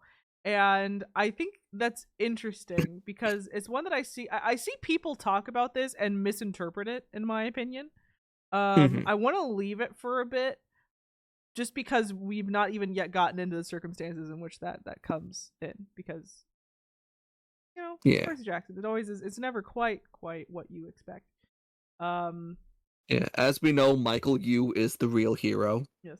Does he like die? I don't even know who his god. I don't even know who his godlike parent is. I'll be honest. Yeah. Okay. So, chapter 17. Yeah, this is I think where we officially confirm Selena was the spy. It also officially where Clarice gets her badass moment. Her dad notices her. She like gets a blessing of Ares, which starts a slightly troubling trend, in my opinion, where we start to see some of these kids one by one begin earning their parents' respect. And that's never a sentence that I want to say. Child earning their parents' attention is not something that I ever want to have be a story beat. Also want to go into child earning their parents' respect a little bit, just because not only is it them earning their respect, it's earning their respect due to a very transactional thing. It is. I think that's best saved for later, but I like where your head's at. Yeah, don't worry. It's just 1, maybe 2 sentences. Because basically, they're earning the respect by protecting their interest. That's, yeah. I'll just leave it at that for now. Best save Maybe we'll for talk more. later. Yes. Okay. Chapter 18. Only 2 notes here. Hades coming back to help was genuinely unexpected, and my second note is Sally gets a gun. I'm gonna be entirely honest. My only note for this chapter is Hades Town. That's it. My main note is Sally gets a gun. Good for her. Good for her. Oh, good for her. Good for her. She fires a shotgun. Good for her. Mm-hmm. And honestly, chapter 19, skip. It was a short chapter anyway. So the reason why Rachel was saying that Perseus is not the hero is because she's referring specifically to the hero in the prophecy. The one which goes, "Hero's soul cursed blade shall reap." That hero was Luke, turns out, not Percy, which means our boy gets to avoid dying. Are you telling me? Are you telling me the hero wasn't Ethan Nakamura? No, I'm sorry. He dies. He falls off a cliff. Rest in rip. He gets stabbed. He goes the Denethor way. He gets stabbed, falls off a cliff. He does not go movie Denethor where he also sets himself on fire. But it's a close thing. Would have been cooler. Maybe in the series. I like Ethan. I don't know why I'm saying this. But I'm sincerely hoping in the series they do Hyperion better. We'll see. So it's They're not. It's here. Not. I mean, I don't know. Maybe they'll. Maybe they might, just because we now have the hindsight of knowing that Apollo is like a main character, and having him fight Hyperion might be kind of interesting. I don't know. Maybe. We'll see. We'll get to that, I guess. If I remember, a part of the reason why the whole Apollo series happens is because of some shit that goes down in this book. So I don't know, maybe they'll do something more with it. Who knows? Well, we'll have to wait and see. We'll have to wait and see. This is our way of also saying, watch the series. It's actually pretty good. It's actually pretty good. We both like it, all right. Also, Luke being the hero, this is where we have to consider that this is maybe more Luke's story than it is even Percy's, despite Percy being the title character, which I will throw that into the themes barrel. I'll put a pin in that for now. Yeah, Luke is Darth Vader. Mm. Oh my fucking god, Reardon. What, did you just realize that? I realized it as I said it out loud. It hit you just that second. That's good. It did. It did. Yeah, remember Reardon's age. He probably he was probably there in the theater. Yeah, for the original trilogy. Yeah. He's not striking me as a prequels guy. He's not striking me as a prequels guy, I'll say. But hold on, I just need to do something real quick. Just okay, that's out of my system. What was that? What was that noise? Was that a fucking bantha? What was that? No, that was just me on the inside. My dog is now barking and concerned to be let in my room. 1 second. I bet. He thinks you're dying.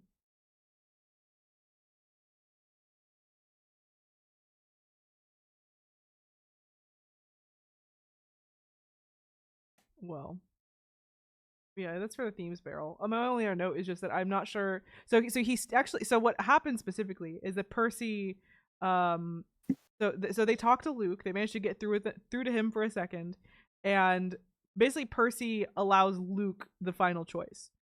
He gives Luke Annabeth's knife, and Luke stabs himself in his own weak spot. And which in by his the way, Luke's armpit. Yeah. Which, by the way, I did have to check that, like, oh, is Annabeth's like knife considered cursed? Special? It's not. It's not. I even checked the wiki to make sure there wasn't like a future thing that I was missing. Oh crap! I wish I wrote it down, but Percy had said something about why it was considered cursed. I think he said like cursed because of like what it represented or something. It was a gift from Luke to Annabeth, so there's that aspect of it. It's definitely a special knife, but it's Reardon, that was a bit of a stretch. That was a bit of a stretch, my guy. Would have made more sense if Luke just stabbed himself with his own sword, but I understand the symbology. The symbolism. Yeah. I think that takes precedence over sticking to the letter of a prophecy you wrote back in book 1. If you have a better idea now, do that, obviously. But anyway, now's a pretty alright time to gab about Luke, who is an incredibly complex character, one who you can fully understand where he was coming from, and you can even agree. You sometimes find yourself agreeing with him more than you do the actual heroes. I mentioned. Oh wait, yeah. real quick. I got the quote. The cursed blade was the knife he'd given Annabeth long ago, cursed because Luke had broken his promise and betrayed his friends. Let's see. Okay. That's why it's cursed, apparently. I see. I'll take it. Why not? But so, yeah, Luke is a character where you can fully understand where he was coming from, and oftentimes you even agree with him more than the heroes. It's kind of a case of like having more convictions than the actual main characters. In a previous book, I believe Percy even mentions they're like, why are you betraying the gods? And it's kind of tossed up to be like, well, why are you on their side? I think it's kind of brought up with this conversation with Calypso, right? Like, why are you on their side outside of just like, because like blind loyalty, because it's your dad? Like, do you have any reason outside of that to be siding with them? And he really doesn't. So it's kind of a thing of like, well, Luke actually has convictions, has reasons for why he's doing what he is, and you understand them. You're brought to understand them by this point quite heavily, even if throwing your lot in with Kronos is a choice. Yeah, if only the king they weren't installing was Kronos, a symbol of the old regime and all around dickhead, the only father worse than any of the Olympians, and that's saying something. But still, Luke did nothing wrong, was what I'm saying. It's my final stance. He did nothing wrong. I will stand by that. Do you agree? Are you dead?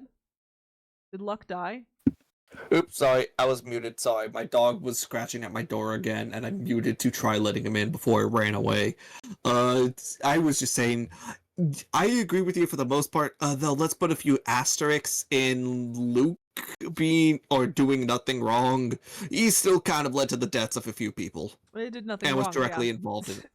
Nothing. yeah, exactly. Did nothing wrong. Okay, yeah, did nothing wrong, asterisk. Let's agree to that. Shake on it. Okay, you're shaking. Good. Nothing wrong, no asterisk. no asterisk did nothing wrong. Didn't he, in the Curse of the Labyrinth, wasn't that him who had basically got some kid to do a death battle? God, nothing. It was being funny. It was a prank. It was a prank. It's just a prank, bro. So, anyway, to continue on to continue on, chapter 20. Okay. I'm on a bit of a crusade here, trying to point out stuff where it's like, bullshit that I'm pretty sure Reardon made up on the spot for this book. This book in particular. This one stuck out to me, where the string cut at the beginning of the book series, right? Where he sees the Fates cut a string, and assumes it's for him, and then later assumes it's for his mom. And it's here that we're then told that actually that string cut was for Luke, to say that like this is the sacrifice that needs to be made in order to finish this conflict. Yeah, I literally have a note here that says the Fates showing that the cut yarn was actually Luke's. Feels a tad retconny, but whatever. TPH. Exact. Reardon, that's cute. Reardon, I like that you're tying everything together. Reardon, be so fucking for real with me right now. You made that up. You made that up for this book. I feel like you didn't even have a solid plan for the yarn in the first book, let alone here. Like like Hestia was actually in the first book, right? I didn't go back to check. I did not go back to check, but I think I remember her being there. But like, oh god, maybe I should go back to check. But there's definitely a lot of stuff of like Reardon's making it up as he goes along. That's okay. As long as he's not going to be like another children's book author that I know of and lie about that, I'm fine with it.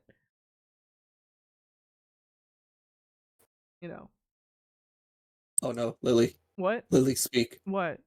Oh, I can't tell if you cut out or I cut out. All I heard was, as long as he didn't, and then it cut. I said as long as he wouldn't like make shit up and then lie about it, like another certain children's author that I know about. But yeah. So where are we? They're Um, about to get their rewards. yeah. So yes, the string gets cut. Oh yeah, we have some rewards here. Here's the final discussion where I wanted with this. So Ares finally loves his daughter, and in general, the gods seem pretty happy. But it's kind of the problem with some, it's kind of like a problem that's brought in some of the adaptations where they start to make the gods too nice, and it starts to feel a little bit like just our guys kind of chasing after the love of their parents, where it starts to get a little weird, right? It starts to feel like, again, the love is very transactional, that they're earning their parents' love and attention for a time here because they did the right thing or whatever. And that's Hmm. a weird message for your kid audience. Like, I get that the gods operate on a different level, right?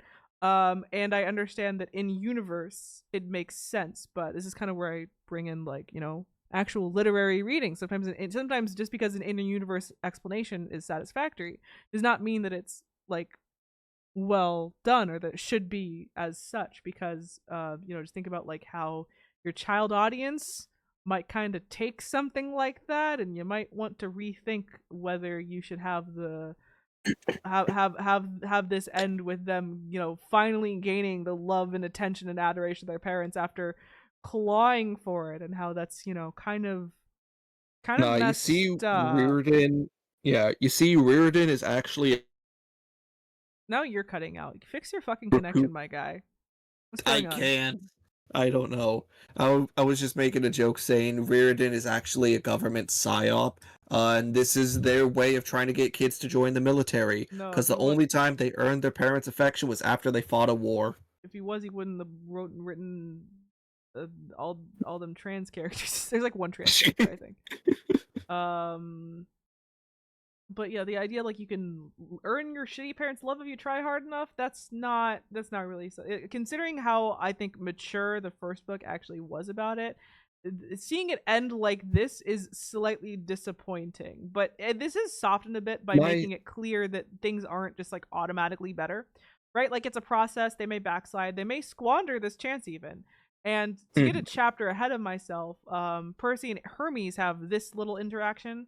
Hermes says, after 3,000 years, you think that gods can change their nature. Percy answers, yes, I do. Having a clear discussion about, whether Hermes even thinks that gods are capable of change at all. And Percy kind of telling them, shut the fuck up, do better, idiot. Try, maybe. So not just like everything's better, you recognize this now, but just like hey, this was like a good first step, but maybe we shouldn't have had to do this, and also you know maybe keep working at it. So basically. yeah, so I think with that it regains some of my favor, but still a little messy perhaps. One of those things where, again, depending on how Heroes of Olympus and how the future series take this, and considering there's a whole series about Apollo learning about how much demigods have it Changed. bad. Yeah, I Ah, my presumption is that yes, in fact, they do kind of try and take this seriously. This idea that yes, the gods still have a lot of work to do as far as change goes. So my hopes are high, but as of now, it just is. It leaves a slightly sour taste in my mouth leaving it off here. So I'm glad we're not leaving it off here, and we're going to continue on, even if we're going to put a pin in it for a bit until we finish Kane Chronicles. mhm. Um, Other notes for chapter, well, now 21 is, it's very clear that Rick is a New York boy. There's a lot of love for New York in the book series that I feel like I have not mentioned yet. Hermes or Percy says at one point that it's literally like his city, and he feels very protective over it. A lot of like New York iconography in this book in particular, a lot of locations. And Hermes literally saying that like, but this is New York. I've never seen such a resilient bunch of humans. Like, just Oh no yeah. one no one loves New York as much as New York, and I've never seen like New Yorkers are on a different level as far as it comes to like loving their own home city. They're on a different level, and it's If good to you see go to that. New York City, you will see as many I Heart NYC merchandise things as you would American merchandise. Don't buy that's just for tourists. Don't do that shit. Oh no, absolutely don't. But I mean, it's still showing how Still they're there, it's trying to be still there, quite but boastful. Still there, but don't buy it. Don't buy it. You're a tourist. Don't buy it. Also, side note, if you hypothetically are to go to like the capital of Iowa, they're not going to have anything like that. Who wants an I Heart Des Moines shirt? I live in like the Phoenix area. No one here loves their we all hate it here. We all hate it here. We complain constantly. It's not the same. Oh yeah, also surprise, surprise, Percy's loyalty flaw amounts to nothing still. Athena directly says so, and I'm still salty over this non-flaw being pushed so hard. Not just that, but supposedly his flaw was supposed to increase after the curse of Achilles, and here it is, not doing nothing. Again, they had an opportunity to be like, stab Percy in the back, literally, it's his weak spot, betray him, do it'd be anything like that. Yeah, it'd be like, oh, hey, Percy, I'm Ethan Nakamura, and I've seen the error of my ways. I've lost an eye, and I want to join you guys. And Percy, like, I'm loyal to anyone who wants to join, and then he gets stabbed. It just feels like something that it feels like a thread that was maybe left in an old draft. Feels like something from an old draft where they didn't, like the fates. Exactly. Feels like something that maybe in an older draft there was like a larger betrayal planned, but maybe at one point Reardon was like, it's a bit depressing. I don't want to do that. Kind of like with a Rocky with like part 5, where originally Fugo was going to betray the gang, and they said, and he said, nah, that's kind of a little messed up. I don't want to do that. And so you kind of have see, the original plan was to have who would be the funny person to stab him? Grover, yeah. To have Grover stab him in the back. It's the least expected one, certainly. Exactly. You'd be like, hey, Percy, I saw you didn't. No, this is what happened in the draft. My uncle is Reardon, so I know this. What happened was Grover says, Percy, I saw you didn't recycle your trash. It stabs him in the back. What we mean when we say Uncle Rick, it's why. I can't believe I accidentally fell into that fandom meme trope, whatever, just for me making a joke. You did. But yeah, it's just again one of those things where it's like there was, I don't know, just you can kind of see the seams here, but you can feel the writer's hand every so often with some of this, and it just this book is good. It's good. I want it to be better though. In my heart, I can like imagine the ways it could be better. I want it to be better, but it's definitely falling short in some ways, and this is one of those ways certainly where you can kind of feel a more interesting story bubbling underneath, and then it kind of doesn't do that in favor of, like, I don't know, softening the blow, setting up the next book series, whatever. So it's just kind of like, I don't know.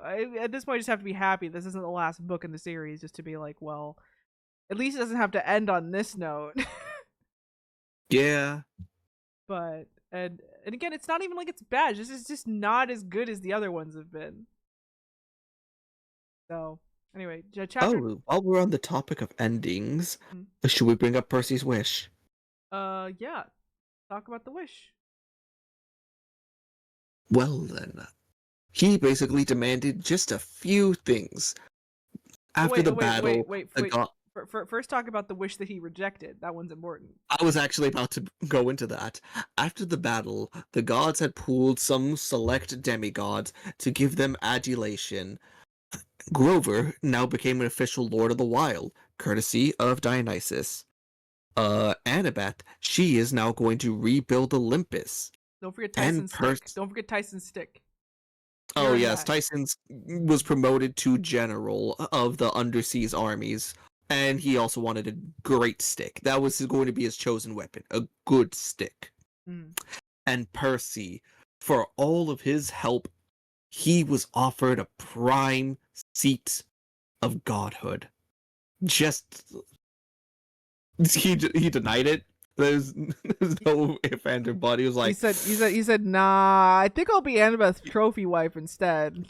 And literally, real. He actually did have a thought of like, oh, I'm gonna grow old, and then I'm going to miss out on like a bunch of things. And I believe he brought up Annabeth as one of them, like seeing her grow old as he stayed forever a teen, if I remember right. And yeah, he was like, yeah, not for me. So yeah, very interesting. Zeus Loki wanted to smite him, but now we get into his wish. He didn't wish for too much, just for the gods to be better. And they would be better by doing this. All children are to be claimed. All the minor gods are going to get amnesty and a cabin at Camp Half-Blood. And the big three can fuck again. Oh yeah. Plus, of course, especially Hades also gets a cabin over there. So that way Nico can have a place. At the at Camp Half-Blood. So yeah. So yeah, that's it. I think it specifies have to claim them by 13. That's specified, which is funny because they do kind of all like have their little protests at first, being like, "What, we don't want it." Especially Apollo especially is just like, "Why?" It's like, I wonder if he's like counting like in his head, like, "Oh my god, how many does that mean I have to?" It's just like, oh shit, I have at least 10,000 kids in Europe alone. Oh god. But and crap, I had a point before I got distracted by my dog licking me. I was about to say something. There. Oh, Athena. Yeah, Athena, she was actually the one who said, I kind of agree with it. They can be very useful and they almost undid us. Mm-hmm. Which is, again, a little transactional, a little dickish, but, you know, we're headed in the right direction, maybe. But yeah, so that's the wish, and that'll lead to us when we start off Heroes of Olympus having a very different kind of Camp Half-Blood that we're gonna lead into. So that'll be interesting. The Nemesis cabin is going to be incredibly wild. For sure. Chapter 22. This one has another really important plot development, which is that Rachel finally becomes the Oracle. And we didn't discuss that aspect of it too much, but that's pretty much been like obviously the way her character's been headed for a little while now. The idea that she would eventually take up the mantle of Oracle. She's been clearly having all of these visions. She's been having direct parallels with May Castellan. So she finally gives it a shot. Chiron lets her try. Apollo even gives this blessing, and it works. It works. And Hades stopped being a petty bitch. Oh wait, I forgot to mention something about Hades. Remember how his plan was, my child will be the hero so I get adoration or acceptance, whatever. He got a pat on the back for finally deciding to help out, much to Nico's protest. Because Nico protested to join so much, Hades did join, and he got a pat on the back. I was like, okay, I'll stop being petty now. Yeah, Nico bullied his dad into coming down and into finally helping. And Persephone said mother. Somebody said mother. But so two final things to end off on. One, Percebeth finally confirmed. They even have a cool underwater smooch. And Rachel Elizabeth there had said like, oh yeah, because I'm the Oracle now, that we could finally have an excuse to end the love triangle. Because she has to be an eternal maiden now, as we know. Which is funny because after that, Annabeth, now that she's secured her trophy wife, she can finally be actual friends with. She's no longer threatened. She can be friends with Rachel. Detected at your front door. Oh, someone's detected at my front door. I will be back for that one. Oh no. No, well, guess I gotta wait. What can I say? The best hat ships are I feel like I'm always going by the Spuffy model of hat ships. Where it's like I don't want to be gross about it because these are like 16-year-olds, but so understand the spirit of what I'm saying. Maybe not the exact language where it's like either the guy has to be obsessed with her, or there has to be pegging involved, and you have to understand what I mean by that instinctually, not necessarily, you know you know.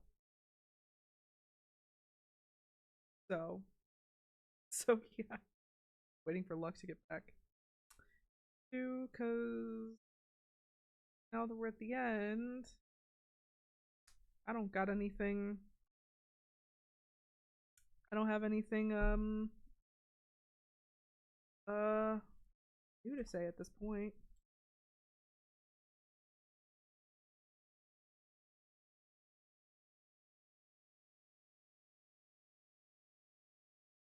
Hey, hey. At least I get my phone back soon. I did confirm that it was mine. I saw the picture. They said it was green in the message, but my phone isn't green, funny enough. It is like gray. And the phone in the picture was definitely mine, including the exact cracks in the screen that I remember. So yeah. Oh, are you back? Yes. Okay. Last note. I yapped about Percabeth a little bit and then mostly waffled around. The last note, the new prophecy, baby. Rachel's oracle for 5 seconds and she gives a new prophecy. Let me say the prophecy says, no, "Don't no. be a bitch." Oh yeah, that too.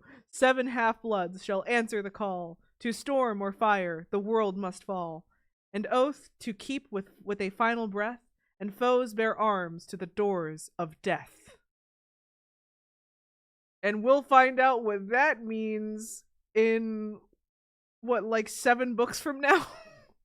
Like 7 books from now? And those books are beefy too, so Alright, so, making a prediction. It says the world must fall to storm or fire. That means someone who represents fire is going to burn the world, or someone who represents storms, like a storming ocean, will have to do something to make the world fall. we'll fucking get to it, I guess. You're gonna meet a whole new cast of characters second we get to Heroes of Olympus. Again, Kane Chronicles is fun, but I'm like maybe slightly salty that you're deciding to split it up just because it's like it's fun, but also it doesn't matter for the plot series. But also I've already purchased used copies, so we have to read them at some point. Gotcha. So we're locked in either way. It just depends on the order we do this. But I think I mostly agree with you. We should do them all within all the One series. condensed story. Yeah. Yeah. So so we're gonna find out what the heck this means a long time from now. And Yay. so yeah, that's basically the end of my chapter to chapter notes. Now we can crack open the themes barrel a little bit. We had discussed a lot of it already, but try and discuss some of this as unified stuff. So first little theme, just prophecy is weird. Prophecy is weird, which of course, subverting it doesn't end well. Think like the story of Oedipus. Think like I feel like that's like a common thing when you have a story with a prophecy, right? A common theme to put in there is a common idea to put in there is the idea that like if you try and subvert it, if you try and avoid it, you will instead like create the situation needed to actually cause it, right? That's kind of what Kronos did, right? He eats his kids, and then his kids get revenge and kill him because he ate them. Yeah. But he ate them to prevent them from getting revenge and killing him.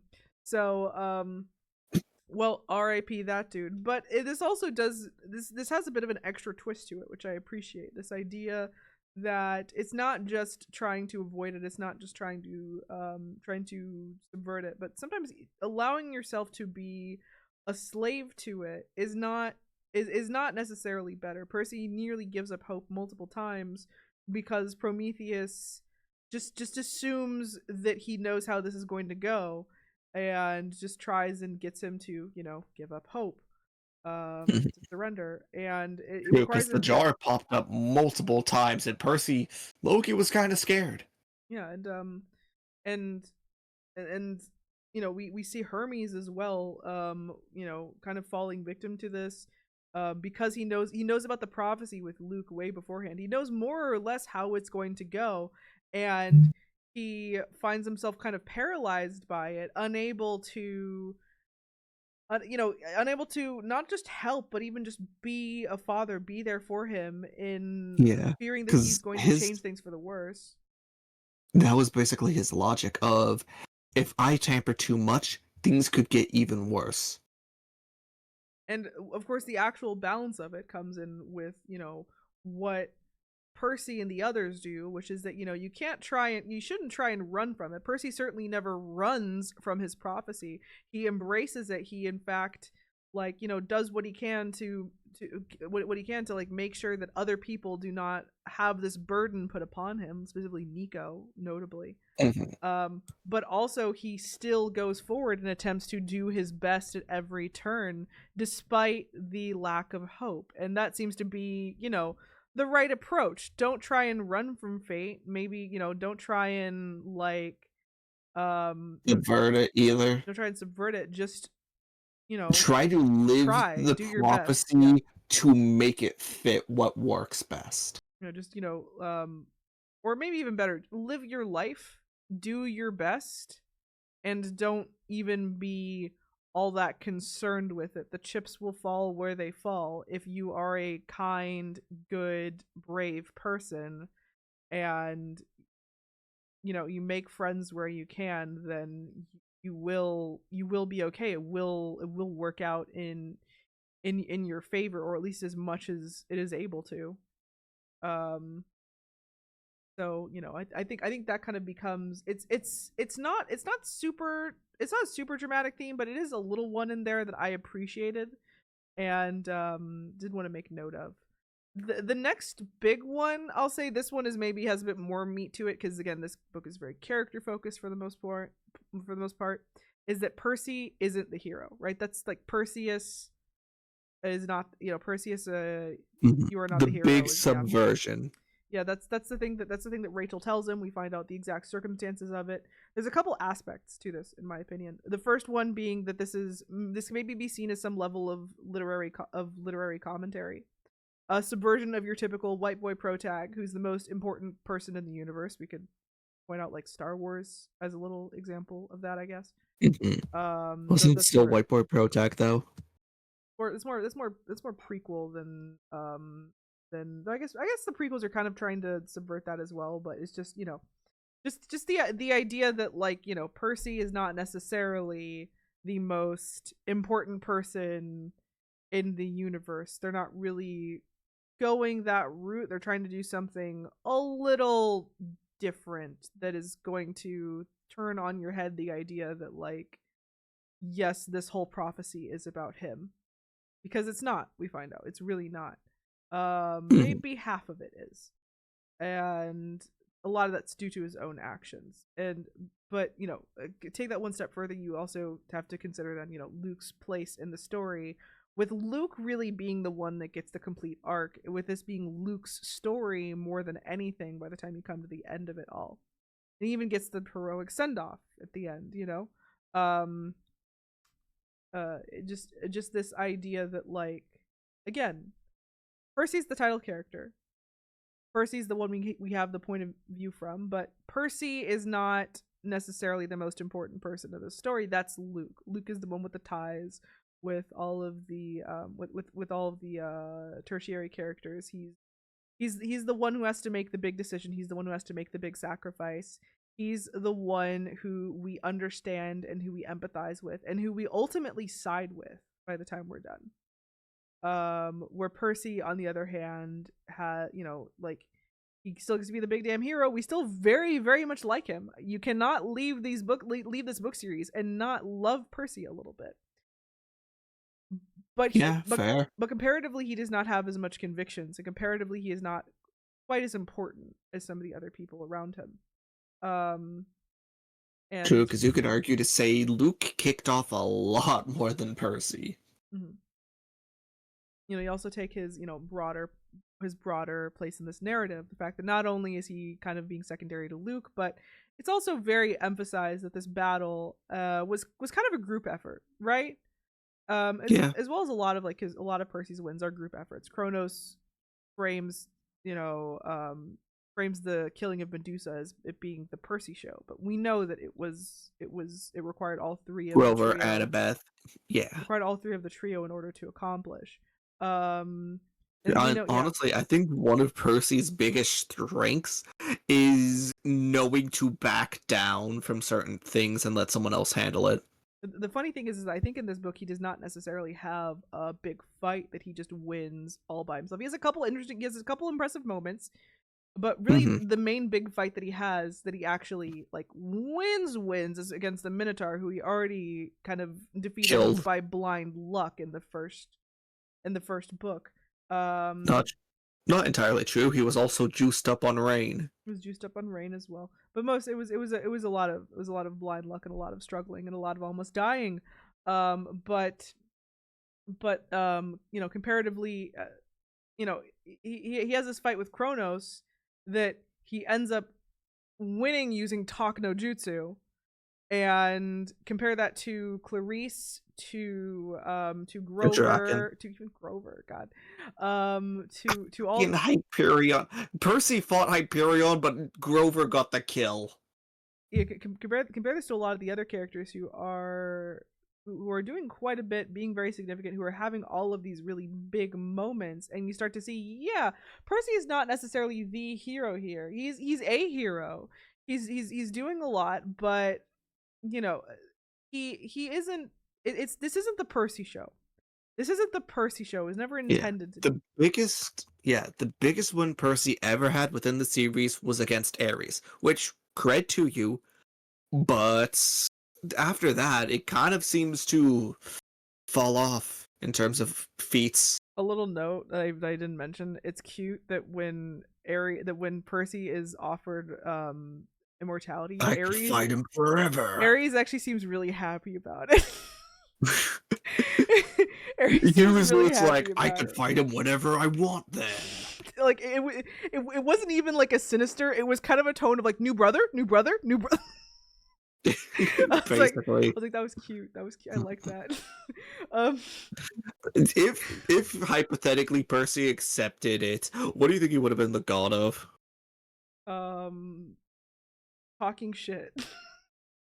Honestly, I was going to say spite, but that works too. Same thing, same difference.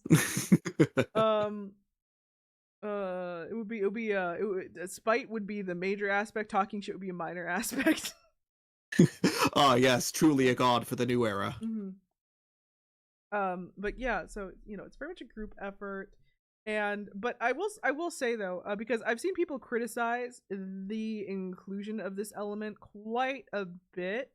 I will first try and maybe reason with them, and then I'm gonna maybe or not reason with them. I'll try and see where they're coming from, but I think I mostly disagree. I think they're kind of misreading the text. Taking in good faith. Yeah.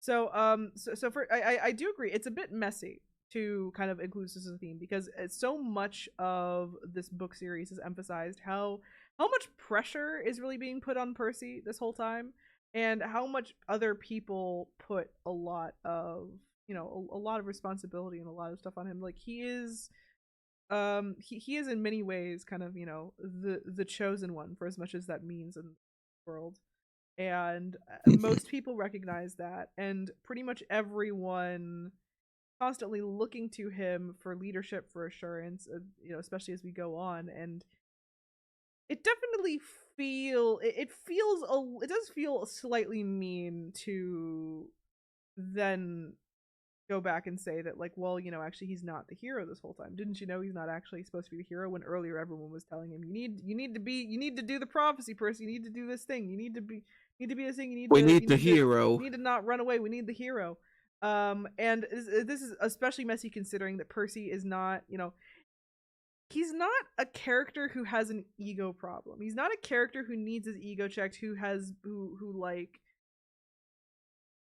I'll say, even Harry Potter did kind of gave Harry that arc where he got a little cocky, and Percy never experienced that. Percy never seemed like he was even capable of that. And I think because of that, it kind of starts to feel like slightly disingenuous to say that, like, well, he's not the hero. He should take a step back or realize that it's not about him. Mm-hmm.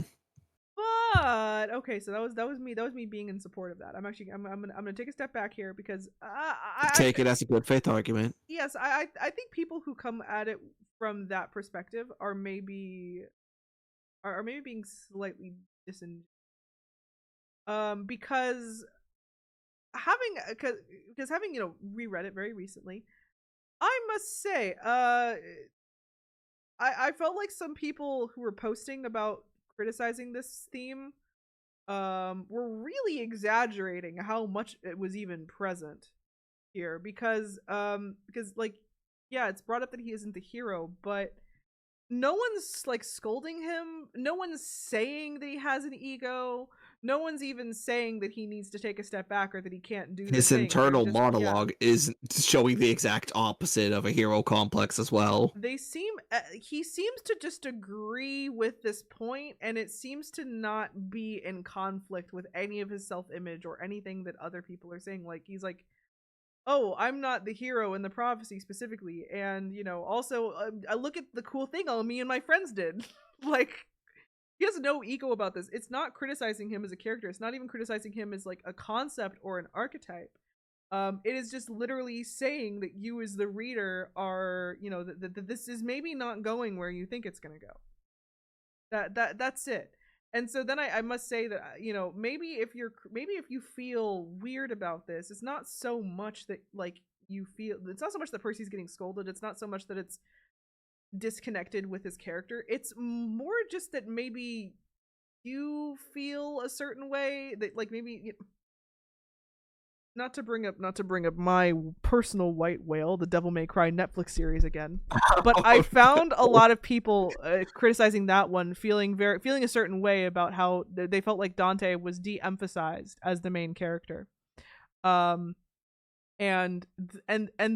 I think people sometimes get a little weird when they see a character that they feel like is the protagonist suddenly get less attention than they think they ought to.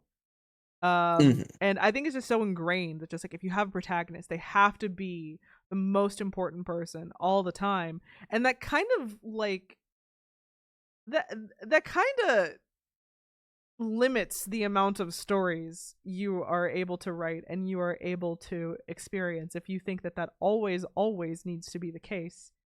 Right, like I think of like Lord of the Rings as a really great example, right? Who's the main character of Lord of the Rings? It's Frodo, right? Debatably. Yeah, it's debatable, right? Because he is certainly he is the main character, but he is not the most important person in that book, not even a little. If you consider the person who's the most important, who's the most connected to the lore, who has the biggest arc, it's probably Aragorn, right? Yeah. But in a weird way, yeah. Oh, go on.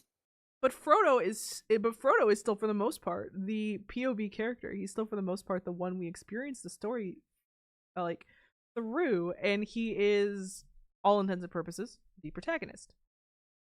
Mm-hmm. In a weird way, I feel like that's also kind of the point of him as well, of, they're just kind of hobbits plucked up out of nowhere, not really tied in, That he's not and the yet hero. he's still the protagonist. That he's not a big damn hero. He's a little guy who's been stuck into very exceptional circumstances, who has to try and make the most of it. And he has to go there and back again, so I had to fit that in somewhere. And Percy's certainly not quite that extreme. He's not a silly little guy. He's like a badass war general by this point. Mm-hmm. But I think that, like, maybe you're just being a little protective over him, over this concept of main character means most important guy, and that it's a very limiting mindset to be in my opinion. And yeah, I think in a weird way, I feel like Percy would probably be more relieved after that fact. I feel like we would have seen that if it weren't for the fact they're in a war. Yeah, and again, it's not scolding him, it's not like trying to accuse him of having character flaws he's never had, it's not like getting on his case. It is the mildest form of just like, he is not going to be the most important person in this ending, because we're gonna do this other more interesting thing instead, and we're gonna still allow him his time in the limelight. We're gonna still allow him to save the day, get the girl, talk to the gods, do this thing, but just that, like, it was more than just him. It was more than just it was a group effort at the end of the day, and that Luke is so important to the story that he needs to be he needs to be elevated for his arc to feel satisfactory. Again, Luke yeah. is the Darth Vader of this story. He is. Luke So is Vader. The yeah. pun. Yup. I love it. Yup. So yeah, that's I guess that's kind of what I would like. If you felt kind of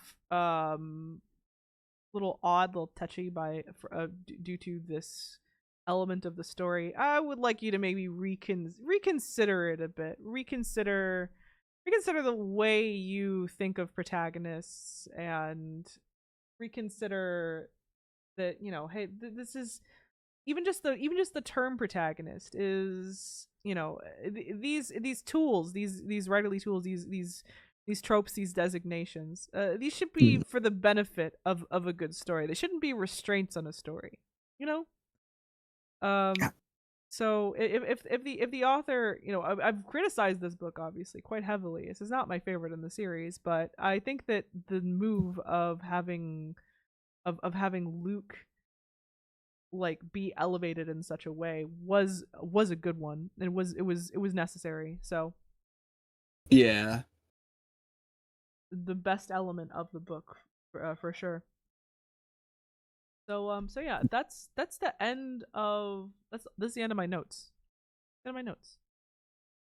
We've been going on for quite a while. Let's Yeah. wrap this up. About How it. about 3 hours.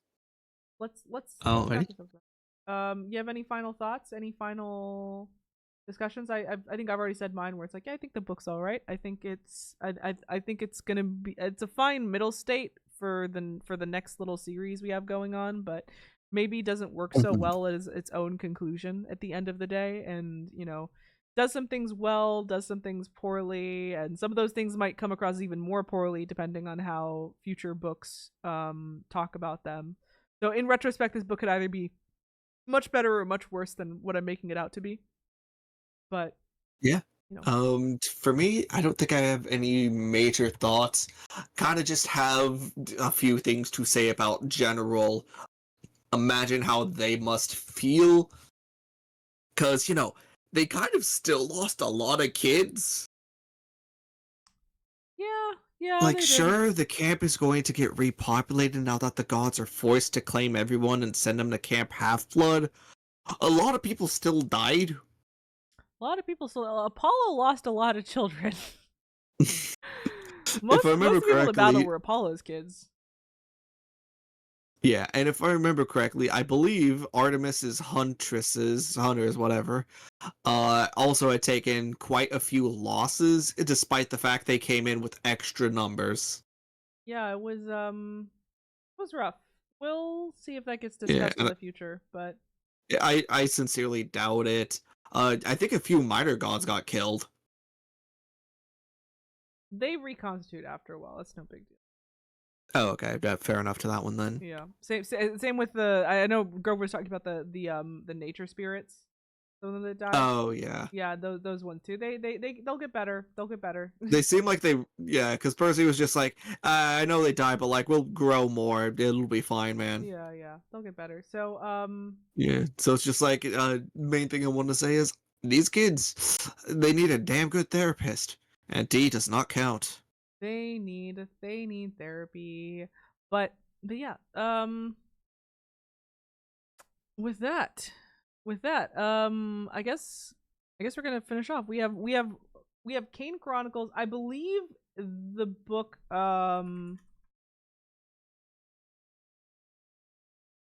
I believe it's the Red Pyramid that we're reading. Yes, it's the Red Pyramid. There's only 3 books in the Kane Chronicle series. Um so yeah. There's Red Pyramid, Throne of Fire, The Serpent's Shadow. I only ever read the Red Pyramid. That was around when I was falling off of the Reardon books in general. So I have no clue how this is gonna go. But yeah, this is kind of generally set in the same universe. So we're gonna enjoy this one. But But yeah, I don't know. Get ready. You're gonna see us with the new with new stream assets, with the with a whole new series. If you have not been reading the Percy Jackson series with us, but you would maybe like to read a book ahead, actually, read the book before we do the proper book club discussion. This one you can read without any context and just be able to understand. So Yay! so this one I would encourage, just pick it up. Just pick it up. Have fun with it. Have a good time with it. Follow along, or I shall place a curse upon thee. Exactly. We're probably going to. Well, we'll see. I'm considering whether we should just, we've moved around the days of these so many times. I feel like it's kind of inconvenient, but I've been trying to at least stick to the announcements we make beforehand. I was slightly considering, because this time we did this in place of our Kingdom Hearts stream. Yes. And I was wondering if we would rather just do that in the future, or if we would rather, as much as, because we didn't do it Friday, because this Friday was 4th of July. But I was wondering if you would rather keep on doing it on Fridays when we can, or if you would rather just have our stream days be Wednesday. I would be okay with either of those. I personally am leaning to 2 days. 2 days? Okay. So if we're gonna do it that way, then probably on August 1st. We're probably gonna have our Red Pyramid discussion. Which means you've been getting up the library. I have all my used copies. You need to go down to the library and get the Red Pyramid, because this one's a little beefy. So this one's a beef boy. Yeah, sounds good. Oh yeah, oh my god. I know they have some of the later books, not all of them, so some of them might need it. I need to go to the other library. Yeah, didn't last Olympian top out at like 350 pages or something? I could check right here. Book right in front of me. 381 pages on my end. Oh yeah, Red Pyramid's 516 pages. So. Oh, I see. So pace yourself with the reading here. And apparently it gives me a teaser for the next entry. Well, presumably what would have been the next entry if we followed order. The Lost Hero. Oh yeah.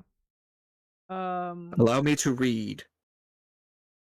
The Bus. That's all. Very good. Yeah, we're gonna do Kane Chronicles next. I remember really liking the Kane Chronicles books, and don't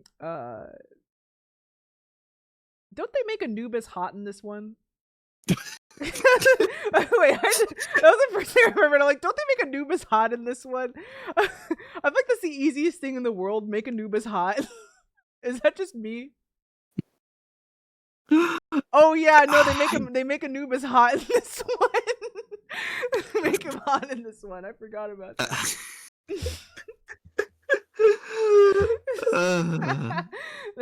That caused you psychic damage. Oh yeah. Also, Set is evil. That was funny. My man Set is evil in this one. All right, but whatever. No, I'm not familiar enough with them to see if how that tracks. My man Set, literally, they call him the god of evil and chaos. He's a god of war, but they call him the god of evil and chaos. Like, come on, man. My man Set here getting a bad rep. Boo. Okay. Okay. Well. Anyway. I'm gonna see you next Wednesday, right here, same time, for same bat channel, same bat time, for some Kingdom Hearts. For some more Kingdom Hearts. I'm playing the game this time. You're commentating. It will be interesting. So, that reminds me, I should probably make flashcards of things I want to talk about. With Kingdom Hearts? Just to help fill some of the space, because I'm not exactly quite a verbose person. Do what you need to. I think I can navigate this game like mostly by memory. And if I need something, I will I'll like ask you directly. But Gotcha. I think I could navigate this game mostly by memory. If I ever ask for something, it might just be like, oh hey, what's the like suggested level cap for this boss? What's the, you know? Oh, okay. That's not too bad to look up. Yeah. But I've played this one before, and I remember it being like compared to the mainline games being pretty straightforward of a game. So Mhm. so yeah. Let's end it for now. Yeah, sounds good. Then I shall do my exit. Well, everyone, Lurkers Chatters here for a little, here for a while. I thank you all the same. This is Luck, powering off. And remember, everyone, lucky days. That means you too, Lily. Well, I got my phone back. I will get it back. It's a little bit more luck. Anyway, 3, 2, 1. Good Good night. night.